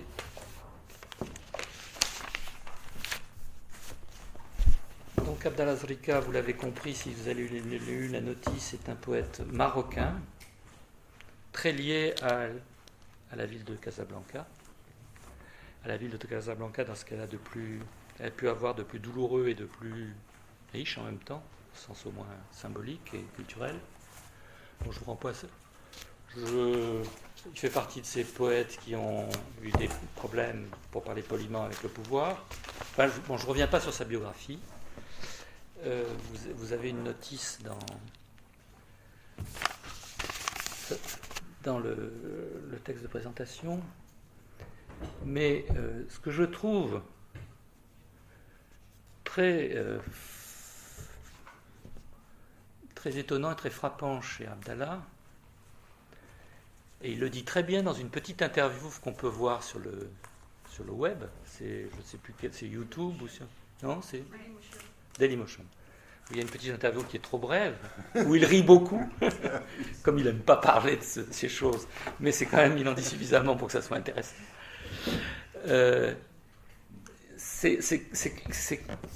Sa poésie, vous allez voir, concilie, enfin ça concilie pas, ça organise, ça articule des choses très différentes, des petites choses et des grandes choses. Mais les grandes choses, c'est toujours à travers les petites, mais les grandes choses sont là. Le formel, il est toujours lié à du sens. Hein, vous n'êtes pas un homme des oppositions comme ça affiché. Hein. Il n'aime pas les oppositions binaires. Ça, je ne dis pas que c'est ça qu'il dit. Ça, c'est la lecture qu'on peut en faire. Donc, il varie les échelles. Et puis, il arrive à mettre en relation un philosophe et un insecte. Alors, les insectes sont très présents. Moi, je suis, à travers les œuvres d'Abdallah, les fourmis. Parce qu'on trouve toujours une fourmi. Je pense qu'aujourd'hui, on va entendre parler de fourmis au passage. Peut-être. Si. Peut-être pas, je ne sais pas. Moi, j'ai regardé si on lit le... Bon. Il existe. Je peux pas, oui. Et ça, je trouve ça... donc, cette façon d'allier des contraires... Bon. Alors, il y a, je crois que c'est l'Arabi qui a été le traducteur de votre premier recueil, c'était... Oui. Ouais. C'est dont on va lire des passages aujourd'hui, lire ce recueil. Hein. L'Arabi parle d'un cauchemar lucide. Il dit qu'il parle de rompre aussi avec la grande musique. C'est un cauchemar lucide, mais qui n'est pas tout à fait un cauchemar en même temps. C'est-à-dire, ça ne peut jamais être tout à fait un cauchemar. Et moi-même, j'avais écrit dans une rubrique, dans un article sur un de vos recueils, quelque chose que je me suis aperçu en le relisant que c'était un peu bête, parce que j'avais plutôt montré que c'était assez sombre par moments, et puis j'avais pas fait attention c'était sombre, mais il y avait quelque chose sur l'amour absolument lumineux qui au tournant. Voilà. Donc inquiétude, amusement, une étrangeté effectivement terrible, mais une étrangeté aussi qui n'est pas forcément.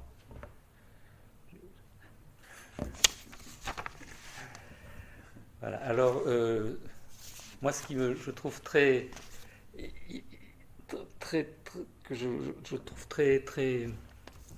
frappant et qui fait vraiment, je pense, la poésie de Zrika, c'est que elle s'inscrit dans une tradition poétique, et on en aura des exemples là, dans la lecture, qui est de la poésie arabe. Hein. Il y a la poésie épique, il y a la poésie lyrique, il y a la poésie amoureuse, etc. Mais il y a notamment la tradition dite sapientiale, pour parler en latin, donc qui dit des proverbes, qui dit des choses sur la sagesse du monde, mais vous verrez, alors on s'inscrit là-dedans, mais les proverbes, ils sont inventés, détournés, donc on a l'impression qu'il y a un message, puis qu'il n'y a pas de message, mais en réalité il y en a un, qui n'est peut-être pas celui qu'on croit. Voilà. On rompt avec la grande musique, en effet, les mots ont de la substance. Et maintenant, on va vous écouter. Merci. Alors, je vais essayer de lire en français et de ne pas massacrer la belle poésie de Abdallah. Alors, moi, j'ai celui-là, mais j'ai pas les autres.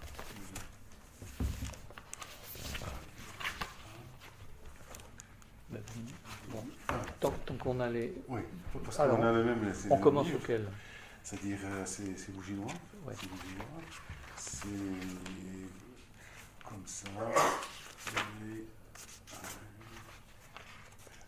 je Je vais commencer parce que c'est un long poème. Je vais, c'est-à-dire lire un extrait de ce long poème. C'est 27. Ok. 27.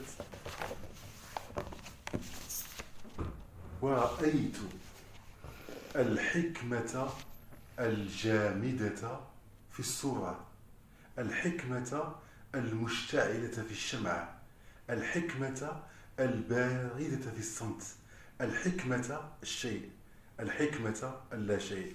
فجئتكم بالخير وبالشر وبكل الذنوب والخطايا، جئتكم بالتمر والقطران وبالحمق والبلادة، جئتكم بلا أدنى خوف، عاريا في المرآة وأمام البحر، جئتكم موجودا وغير موجود، جئتكم بموتي يسبق حياتي، جئتكم بالعين الذنب، بالذنب أصل العين، بالعين أصل الذنب، بالذنب أصل الشعر، بالشعر أصل الذنب.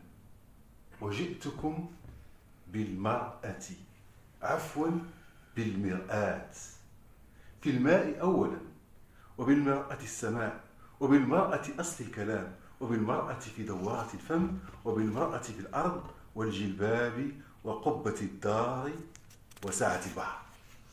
كلمة لي كلمة لكم، تفاحة لي تفاحة لكم، عين في عين، أصبع في عين، وعين في أصبع، وشيء في شيء، وشيء في لا شيء. وهكذا أبحث عن النغمات التي لا تسمع، والكلمات التي لا ينطقها صمت. جئت بالخمر عاريا من جلد كأس، وجئت بالتمر طازجا من حلمة نار، وجئتكم ولم أجئكم ولم تجئوني. أنا هكذا زئبق ككهرباء اللذة، وجئتكم بالصومعة لأؤذن من تحت ليسمعني الذي مات، وجئتكم ميتا لتحبونني أكثر ولتقولوا في كل ما يرضيني، وجئت بالزهر لمن أعلن حمقه بينكم، وجئت أحمق لأفهم الأحمق، لأكسر المستقيم، لأفهم النهر، لأفهم التعبان، وأحمق لأحب السلالم، لأكون حكيما كما يريدني كل واحد أن أكون. وجئتكم بأشياء عديدة لا تقاس، وبأحجار صغيرة ألعب بها، وبأشكال لا تشبه غير حيوانات نتخيلها في اللذة، وبالعطر كي أفتح خياشيمكم على وحشية اللذة، وبالذهب كلما بلغت اللذة أنطره. ويا أيتها النساء أتيتكن بقضيب من ذهب يخطف نور الفرج، وأتيت بنسخ عديدة مني كل واحدة لا تشبه الأخرى، وأتيت بعدد هائل مني كل عدد لا يشبه الآخر، وأتيت بالعطش للأفواه المبتلة، وبالعطش لعطش الصحراء، وبكريستال الماء لمن يريد تزيين جلده، وأتيت بالتعبان للتفاحة كي تبلغ الأشياء وحدها اللذة، وأتيت بالخمر وقلت له اذهب إلى فم موجود أو غير موجود، وقلت لأشياء لا تشبهيني كوني نفسك، كوني نفسك، وأنا لأتعلق بصخرة أو حبل يتدلى من السماء. وقلت للشمعة إن أردت ابتعدي عن الليل واشتعلي لوحدك اشتعلي. وابتعدت عن نفسي لأرى نفسي في لذة نفسي، وابتعدت كلماتي عن فمي لتتكاثر وحدها كما تريد، وابتعد جسدي عن جسدي وجسدي عن جسدي. وأتيت بالشاي للموتى وبالأشعار للموتى، وبحثت عن شعراء بين الموتى، وبحثت عن نفسي بين الموتى، وقلت ما شكل هذه الأرض التي ستأوي جسدي، وماذا يفعل جسدي بجسد الأرض، ومن سيأخذ الآخر إلى السرير. وقلت أشياء عديدة لا معنى لها، الأشياء الجميلة لا معنى لها، الحكمة لا معنى لها، الحكمة الجميلة في اللا شيء، فاعطيني صورتك الجميلة من لا شيء. الشيء مؤلم، الشيء مستقيم، الشيء رتيب، الشيء عدو اليوم. وأقرأ أشعاري على جمهور غير موجود في زمن غير موجود، لأوجد يوما ولتوجد يوما. Ça c'est un extrait de sa langue. Ouais, mais... On lit le français là? Oui. D'accord. Alors, comment ça? Comment ça? J'ai vu jusqu'au 45. Et j'ai vu la sagesse figée dans l'image, la sagesse brûlant dans la bougie, la sagesse froide dans le silence, la sagesse, la chose et le rien. Alors je vous ai apporté le bien et le mal, tous les péchés véniels et mortels. Je vous ai apporté les dattes et le cad, la folie et l'idiotie. Je suis venu à vous sans peur aucune, nu dans le miroir et devant la mer.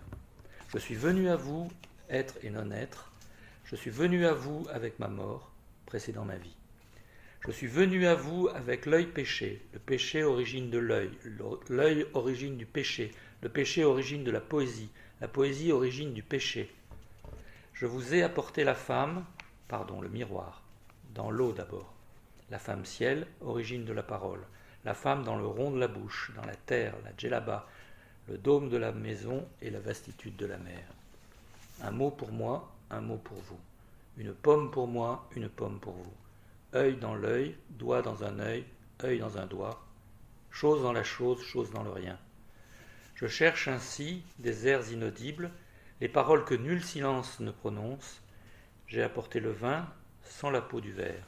J'ai apporté les dattes fraîchement cueillies d'un mamelon. Je suis venu à vous, je ne suis pas venu, et vous n'êtes pas venus à moi. Je suis ainsi, vif argent, comme le courant de la volupté. Je vous ai apporté le minaret pour appeler d'en bas à la prière. Puissent les morts m'entendre. Je suis venu à vous, mort, pour que vous m'aimiez davantage, et que vous disiez de moi tout ce qui m'agrée. J'ai apporté des fleurs pour ceux d'entre vous qui ont proclamé leur folie. Je suis venu fou pour comprendre le fou, tordre ce qui est droit, comprendre le fleuve, le serpent, fou pour aimer les échelles, devenir sage, comme chacun voudrait que je sois.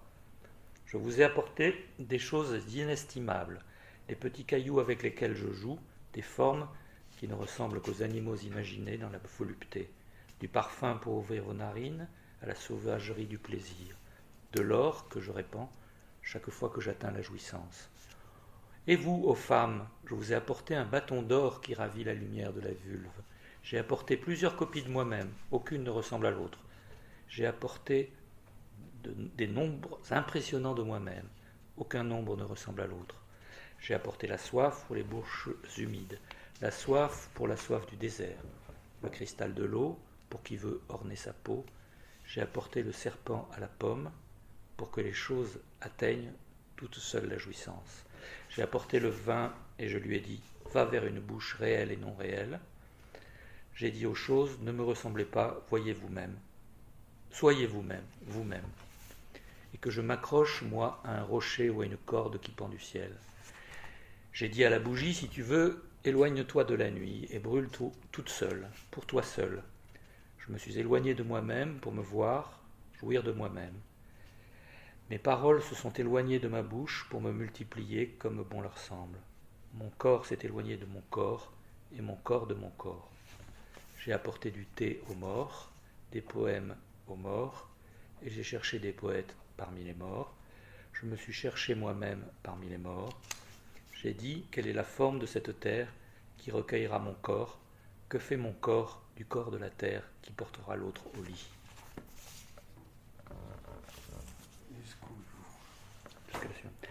J'ai dit beaucoup de choses sans signification. Les belles choses n'ont pas de sens, la sagesse n'a pas de sens, la belle sagesse est dans le rien, alors donne-moi du rien ta belle image. La chose est douloureuse, rectiligne, la chose est routinière, elle est mon ennemie aujourd'hui, je lis mes poèmes devant un public inexistant, en un temps inexistant, cela pour que j'existe un jour et que vous existiez un jour.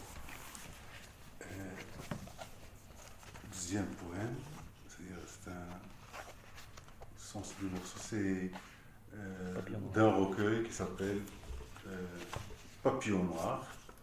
Voilà. وهكذا أطفأت الشمعة لأشعل الظلمة فرأيت الشمس منعزلة عن الضوء ورأيت أبوابا ولم أرى ديار والفراشات تخرج من ديدان الموتى وخفت أن يكون وجهي وجها آخر ملصقا بوجهي وفزعت حين رأيت رجلي فوق عقارب وحين بلغت الماء بحثت عن فم في الأرض فلم أجد غير أرض تشبه دار السلحفاة وصحت الجحيم كل ما يبقى من الجنة وتفنى الجنة وتبقى النار وحين غبت بقيت يدي وحدها حاضرة وحين عدت وجدت أصابعي ألسنة نيران قلت لو تعرف أن الليل أحن علي من النهار وأنقضي أنا ولا تنقضي الكأس وغنيت رجلي يا رجلي يا قدم اللذة وحين حضرت المرأة أطفأت الشمعة وسحت انس لغتك واترك لسانك وحده يلوك لغة أخرى وفكرت في الشمس التي لم ترني عارية وفي الغابة رأيت الريح ولم أرى الناي فكتبت في الهواء لا تغني مع الريح وفي الليل رأيت عصافير تنقر حلمات النعت فقط وسحت في نملة لا تعودي إلى بيتك فهناك سجان يلعب بمفاتيحه في انتظارك وفي الماء رأيت تعبانا يخرج من فمي وفي النوم رأيت صمتا أسودا أسودا.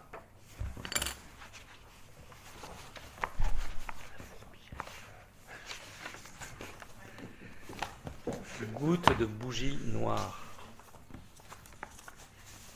C'est ainsi que j'ai éteint la bougie pour éclairer la pénombre.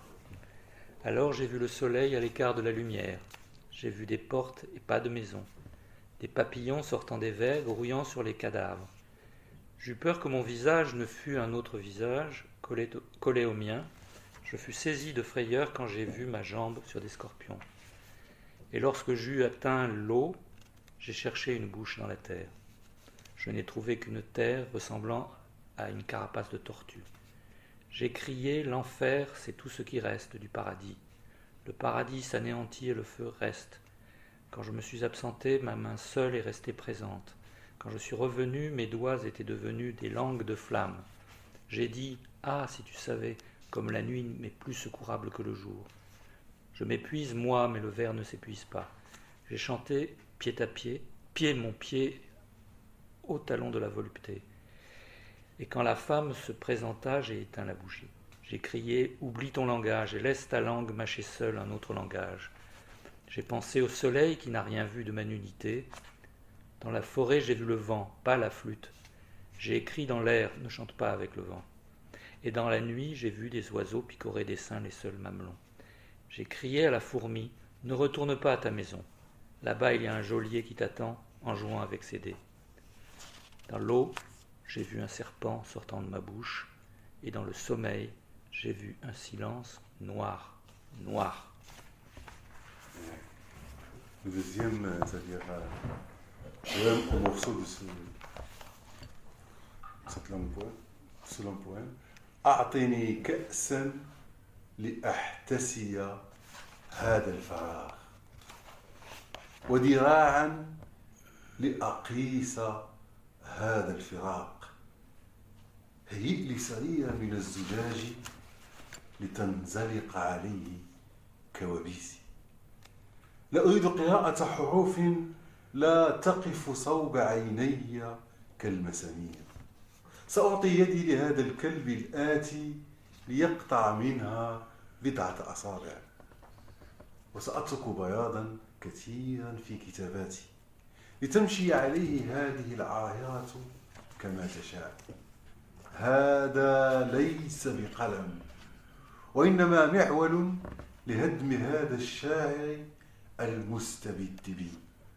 سيمشي النمل في جنازتي، وسأترك قبري لأحد لم يجد أين ينام. سأترك البياض كثيرا في كتاباتي لأضيء به الظلمة الآتية مع ليل الكلمات. سأترك البياض ليوم زواجكم. Donne-moi un verre pour que j'avale ce vide, un bras pour que je mesure cette séparation. Prépare-moi un lit de verre pour que mes cauchemars glissent dessus. Je ne veux pas lire de lettres qui ne se dressent pas devant mes yeux comme des clous. Je vais donner ma main à ce chien qui vient pour en couper quelques doigts. Je laisserai beaucoup de blanc dans mes écrits pour que cette prostituée puisse y déambuler à sa guise. Ceci n'est pas un stylo, mais une pioche pour démolir le poète qui me tyrannise. Les fourmis seront à mes funérailles, et je laisserai ma tombe à quelqu'un qui n'a pas trouvé où dormir. Je laisserai beaucoup de blanc dans mes écrits, afin d'éclairer la pénombre qui descend avec la nuit des mots. Je laisserai du blanc pour les jours de vos noces. Je vais lire c'est 4. 5 4. وأريد غرفة تستريح فيها وأشياء بدون أسماء وبحرا حين تشتعل فيه موجة تأتي أخرى لتطفئها وغيوما مشتعلة في السماء ويدي تلمس يدي أخرى وصدرا لا أسمع فيه صوت الفئران. فاخرج من هذه الورقة التي ستصبح قبرا لك بعد قليل، واخرج من جسدك، واخرج من كل شيء. رأيت أشجارا تتفرع نيرانا ونارا تخرج من لسان، وخرجت من جسدي لأرى جسدي لا يشبهني. اخرج ولا تدخل دارا أخرى فجسدك دارك. لا تفتح نافذة في الهواء، لا، ستأتي الديدان وتنزع عن وجهك القناع. لقد رأيت الكلاب تحب العجلات والماء يحب الكتابة، وأنا أحب الكتابة ولا أحب الورقة. هذه الورقة.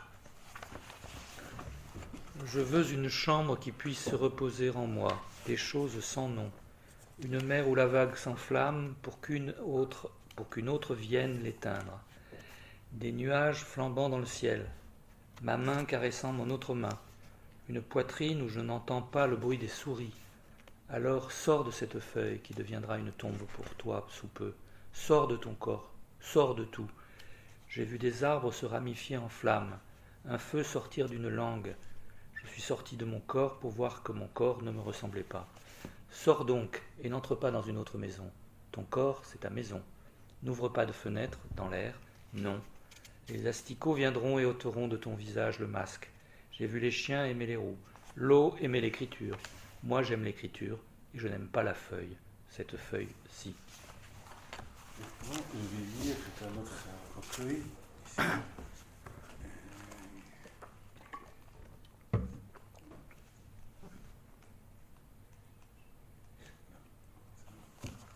C'est la fin. Parce que c'est bilingue, je me trompe toujours. Eh oui. De gauche et de droite. Je sais.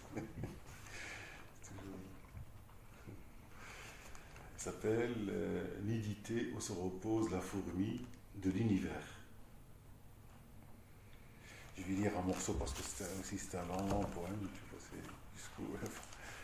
العري قطعة سماء فوق سرير تفاحة تتقاذف بها ريح على صدر صحراء قميص يلتصق بعود كي يقترب من كتف امرأة وظل يقسمه ضوء آت من ذراع وما بين الفخذين هو وسط الغرفة تقريبا حتى أنني لا أعرف إن كان الضوء آتيا من المصباح أم من الوجه ولا أعرف إن كان الدولاب ثقيلا جدا أم الزمن الذي تحت السرير لكن لا عري بدون يد كقطة قرب حبل السرة وقدم كلوح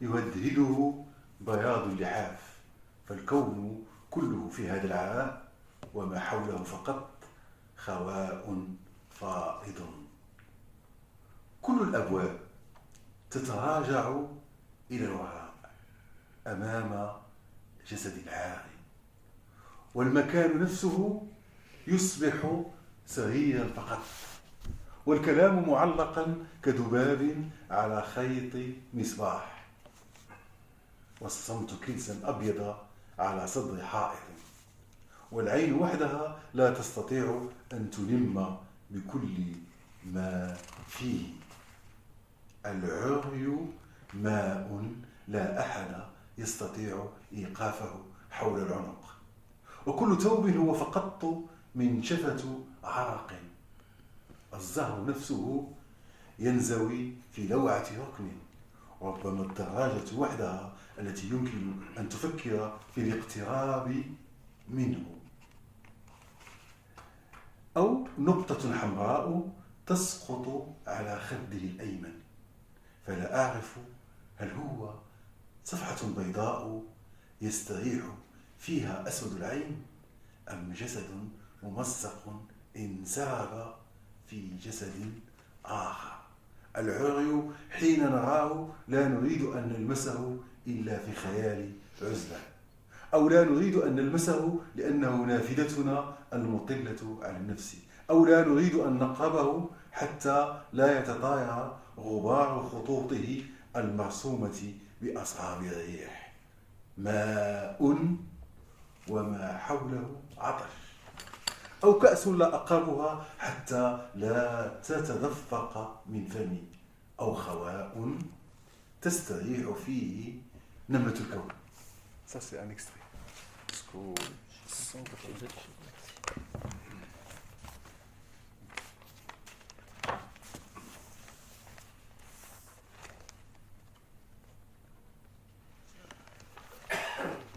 Donc un extrait de Nudité où se repose la fourmi de l'univers,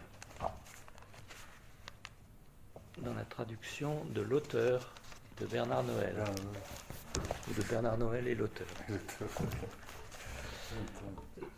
Le poème précédent était traduit par Abdelatif Lahabi.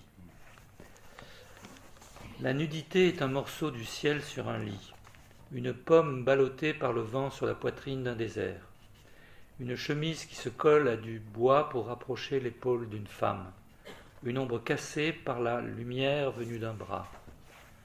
L'entrecuisse est à peu près le milieu de la chambre, au point que je ne sais pas si la lumière vient de l'ampoule ou du visage, ou si l'armoire est très lourde ou bien le temps qui est sous le lit. Mais pas de nudité sans une main semblable à une chatte près d'un cordon ombilical, et sans un pied comme une planche bercée par le drap, le blanc du drap. Car l'univers entier est dans cette nudité, et ce qui l'entoure n'est qu'un vide superflu. Tous les habits reculent devant un corps nu. Même le lieu devient un lit. La parole est alors accrochée comme les mouches sur le fil d'une ampoule. Le silence devient de la chaux sur la poitrine d'un mur. Seul l'œil ne peut saisir tout ce qu'il contient. La nudité est une eau que personne ne peut arrêter autour du cou. Tout habit n'est que serviette de sueur. La fleur même s'écarte dans l'amertume d'un coin. Peut-être la bicyclette seule peut songer à s'en approcher. Ou un point rouge tombe sur la joue droite. Je ne sais pas si elle est une page blanche où se repose le noir de l'œil, ou bien un corps déchiré glissé dans un autre corps. Quand apparaît la nudité, nous ne voulons pas la toucher que dans l'ombre de la solitude. Ou ne nous voulons pas la toucher parce qu'elle est une fenêtre donnant sur nous-mêmes. Ou ne voulons pas l'approcher de crainte que s'envole la poussière de ces lignes dessinées par les doigts du vent. Eau et ce qui l'entoure est soif, ou verre avec quoi je ne la touche pas, pour qu'il ne déborde pas de ma bouche, ou seulement un vide, où se repose la fourmi de l'univers. C'est un autre poème. Le recueil s'appelle Insectes de l'infini, Oui, Insectes de l'infini. en français. L'autre, en français, s'appelle Échelle de la métaphysique. Avec c'est-à-dire la traduction par Bernard Noël et l'auteur. Oui, j'ai oublié ça. Ça, là. Ça, c'est sûr. Moi, j'ai écrit ça pour un opéra contemporain, c'est-à-dire d'un metteur en scène italien. J'ai écrit sur Ulysse, comme ça. Et voilà. Et ça s'appelle Aqnea tu'addi ila wajhi Ulysse, c'est-à-dire masque menant au visage d'Ulysse. Voilà, je vais lire un extrait. Al-ardu zujajun wal-bahru dam'a وكلما خطوت انزلقت وكلما تدحرجت تلقفني رأسي وكلما تكلمت لقمتني ألسنة الحكايات وابتعدت حتى عن نفسي أين التراب الذي كان يشرب جرحي وشجرة الأم المسندة إلى كتفي وخرفان الشمس الهاربة في المغيب والذهب الذي يملأ الكأس والكأس التي لا تملأ الرأس أين البداية لأعود وأين أنا لأكون أنا وأنت الذي انقضيت في قتلت كثيرين مني ومنك حتى مت وسريري المغطى بالدمع ونباح كلبي يملأ خواء جهنم وموتي الآتي على ظهر بغل لا أسمع حتى لا يقتلني الغناء لا أرقص حتى لا أسقط في بركة دم لا أنام حتى لا أموت في رغوة حلم لا شيء يثبت على شيء رأس متسول أو رأس إله فرس بحر أو فرس طاوانة سرير نائم أو لوح غريق وصراخات لا حصر لها وقتلى لا يدفنهم إلا الغبار ورأسي لا يهدأ إلا حين يصطدم بصخرة أرى البحر وحدي أرى الأرض وحدي فوق الغيوم تحت الغيوم داخل نفسي خارج نفسي الماء وفقط الماء لا شيء آخر وتوت في سلة إله وعنب الأيام القديم وحليب يقطر من رقة وجه المرأة وكلمات كلما تكلمت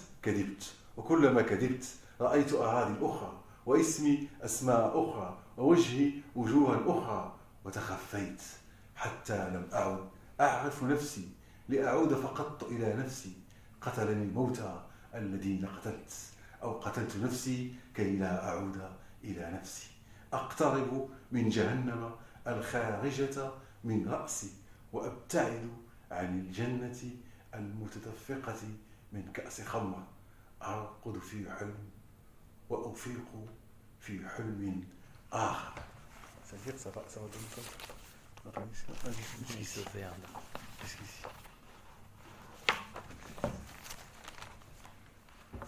Masque menant au visage d'Ulysse. La terre est du verre et la mer des larmes.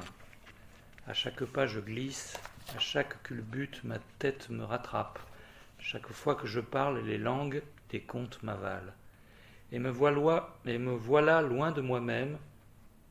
Où est la terre, celle qui buvait ma blessure, et l'arbre de la mer appuyé contre mon épaule, les agneaux du soleil fuyant au crépuscule, et l'or qui remplissait la coupe, et la coupe qui ne remplissait pas la tête.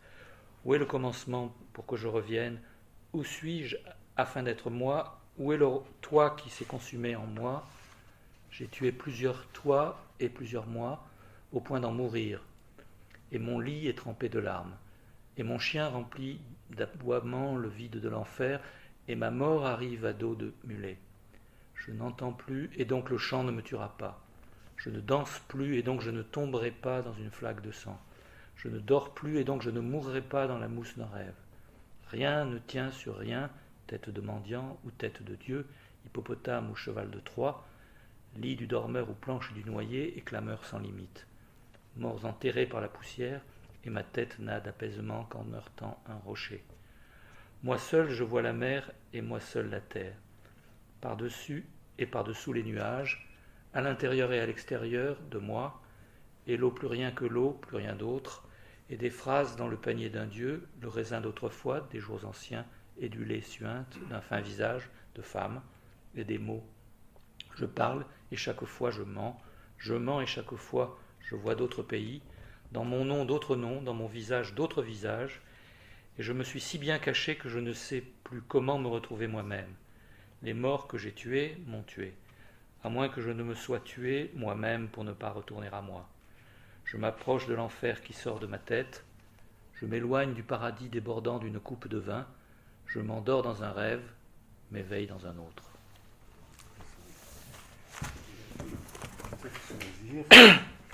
C'est là.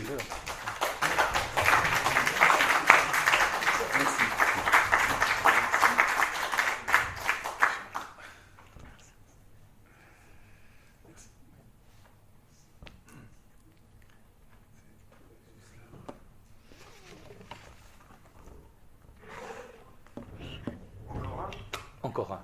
Encore un? Encore un. Oui, je vais. Ah, ça fait on se lève les peintres pour un peu changer? Non? Je vais voir. Voilà. Je vais lire des morceaux de. Ça, je l'appelle les peintres, mais ce n'est pas le titre. Le titre, c'est. Ah, oui. C'est Rouge des pantalons du soleil. حمرة سراويل الشمس. كيف أنظر والعين مختنة وهل هذه أرض أم حجر للتيمم وما هذه الطريق الممتدة من الحريم إلى الجنة وهذه المرأة التي لم تجد سوى ظهر خادمها لتطل من نافذة على نعش وهذه الحنفيات المهدورة من صدأ حنجرة والمنجمون الذين لم يتركهم الذباب يرون هذه السماء والمتاهات التي تؤدي إلى عضة كلب لكن لا أعرف أن بين الشرق والغرب حجابا ومسبحة من الذنوب. Ah, comment voir alors que mon œil est circoncis? Est-ce cela la terre ou un caillou pour les ablutions? C'est quoi cette route qui s'étend du harem au paradis? Et cette femme qui n'a trouvé que le dos de son serviteur pour se hisser et regarder un cercueil passer sous sa fenêtre? Ces fontaines se déversant de la rouille d'une gorge, ces astrologues empêchés par les mouches d'observer le ciel, ces labyrinthes qui conduisent à la morsure d'un chien, et je ne savais pas qu'entre Orient et l'Occident, il y avait un voile et un chapelet de péché.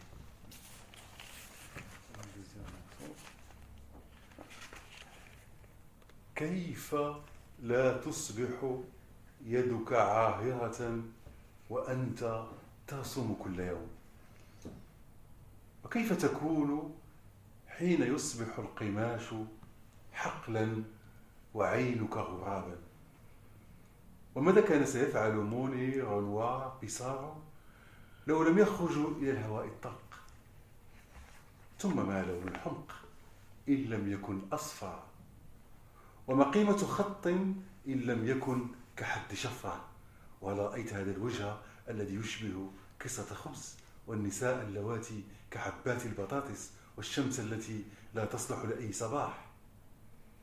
ماذا كان سيفعل ماتيس لو لم ينفخ ريحه في سروال أحمر؟ وما فائدة هذا الكرسي المنهار إن لم ينتظر فان غوغ حتى يخرج من خلاء مستشفى. 2. Comme ta main ne deviendrait-elle pas une pute si tu peins chaque jour? Comment serait-elle si la toile devenait un champ et ton œil un corbeau? Qu'auraient fait Monet, Renoir et Pissarro s'ils n'étaient pas sortis à l'air libre? Et puis comment serait la couleur de la folie sinon jaune? Que vaut un trait s'il n'est pas comme le fil du rasoir? As-tu vu ce visage comme un pain rond, ces femmes comme des patates, et ce soleil qui ne sert à aucun matin? Qu'aurait fait Matisse s'il n'avait pas soufflé dans un pantalon rouge? À quoi aurait servi cette chaise cassée si elle n'avait pas attendu que Van Gogh sorte du désert d'un hôpital? Dernier morceau. يا أنغر لماذا يبدأ الجسد من الظهر ويدق من ينقص الخصر أم هذا الخواء؟ ويا ميكелانج أي نهضة غير نهضة الجسد؟ وهل كان يمكن اكتشاف أمريكا قبل اكتشاف ثنايا الجسد؟ نسيت كيف دخلت ذلك البار الباري جدا حيث ماني في سروال الزيتي المنكمش وبونار يساعد امرأة على نزع قميصها وماتيس يطلي ساقا بزرقة عينيه ولم أرى أحدا آخر. في الباب رأيت موديغلياني يحاول ركوب دراجة امرأة انحنت سهوا. Ingres, pourquoi le corps commence-t-il par le dos? Deux gars qui dansent la taille ou le vide. Michel-Ange, quelle renaissance y a-t-il si ce n'est la renaissance du corps? Aurait-on pu découvrir l'Amérique avant de découvrir les replis du corps? J'ai oublié comment je suis entré dans ce très vieux bar où Manet revêtait un pantalon olive froissé, Bonnard aidait une femme à enlever sa chemise, Matisse peignait un mollet avec le bleu de ses yeux, et où je n'ai vu personne d'autre. À la porte, j'ai vu Modigliani essayant de monter la bicyclette d'une femme qui s'était penchée par mégarde. Merci.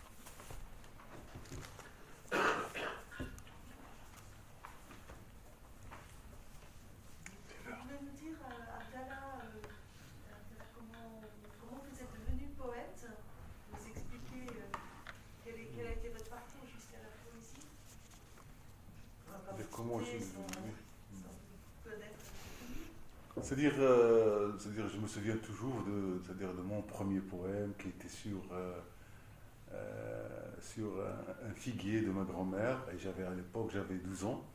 Et pour moi, écrire, c'est s'isoler de ce mot, c'est-à-dire de mon entourage qui était un peu dur et tout ça. C'est-à-dire l'entourage, c'est-à-dire je vis dans un quartier, c'est-à-dire un quartier très modeste, et puis l'école, elle est dans un autre quartier qui est très, très chic, c'est-à-dire à l'époque. Et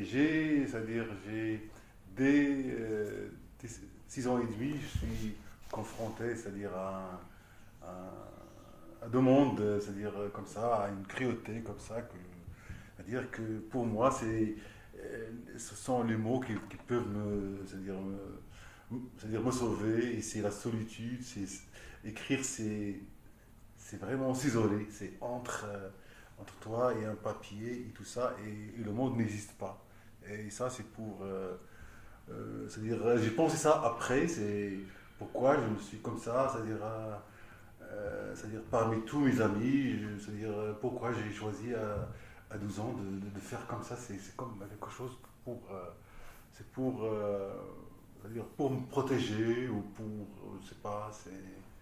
Et d'ailleurs, j'ai découvert, c'est-à-dire j'ai commencé par écrire sur des couleurs, comme ça, c'est-à-dire sur des petites choses, sur des arbres, et c'est-à-dire les causes, etc. et tout ça, écrire sur un grand thème, c'est dans les années 70. Et après, je me suis maintenant c'est-à-dire je me trouve revenu à mes débuts. C'est-à-dire c'est comme ça, à mes couleurs, à mes insectes, à mes petites choses, et ça, c'est ça. Et pour moi, toujours, l'écriture, c'est comme ça. Je ne sais pas, peut-être. Je veux pas, c'est-à-dire réduire ou simplifier, mais c'est écrire, c'est créer un monde, un tout petit monde comme ça, pour être bien, je sais pas, pour être.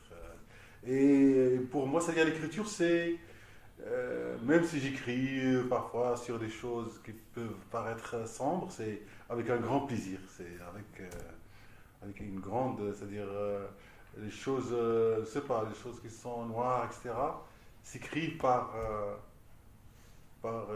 une lumière, je pense. Il ne faut pas écrire sur quelque chose de noir, sur une obscurité si on n'a pas, si on n'est pas plein de lumière, si on n'a pas plein c'est-à-dire, si on n'a pas de plaisir comme ça, moi, c'est-à-dire s'il n'y a pas de plaisir, moi, c'est-à-dire l'écriture ne va pas m'intéresser parce qu'elle ne va pas m'aider, parce que c'est comme ça. Oui. Et c'est ça. C'est-à-dire simplifier comme ça mon parcours, c'est à simplifier, c'est ça. C'est-à-dire les couleurs, surtout le vert froid d'un figuier. Hein. Et puis, c'est-à-dire les insectes, tout ça. Et puis, écrit sur la liberté, sur la démocratie, sur beaucoup de choses, comme ça, beaucoup de thèmes, comme ça, beaucoup de sujets. Et puis, ce sujet-là reste, la liberté reste, tout ça reste. Mais moi, c'est-à-dire, pour moi, c'est-à-dire, ce qui m'intéresse beaucoup, c'est les petites choses. C'est-à-dire, elles ne m'intéressent pas les grandes choses, parce que les grandes choses cachent les vraies choses qui sont petites. Les vraies choses, elles sont petites, elles sont cachées par les grandes choses. Et c'est ça, c'est-à-dire que et l'écriture, je pense, elle m'aide à voir ça, à voir ce qui est caché, ce qu'on ne voit, ce que je ne vois pas tout le temps, etc. Il y a beaucoup de choses sur la poésie. C'est-à-dire la poésie, on peut dire beaucoup de choses, mais on est toujours obligé, on est toujours occupé à simplifier, à dire une partie sans dire l'autre, sans dire. C'est ça, on ne peut pas parler de, c'est-à-dire. On peut pas parler c'est-à-dire de la poésie. La poésie, c'est vraiment quelque chose de. C'est comme, c'est pas, c'est comme devant un océan, c'est-à-dire tu ne peux pas résumer un océan comme ça par une goutte ou par deux gouttes ou 3 gouttes, 5 gouttes. Ça, c'est un océan, c'est ça. Ouais. Merci. Merci. C'est très court, trop court. Merci à vous. Merci beaucoup.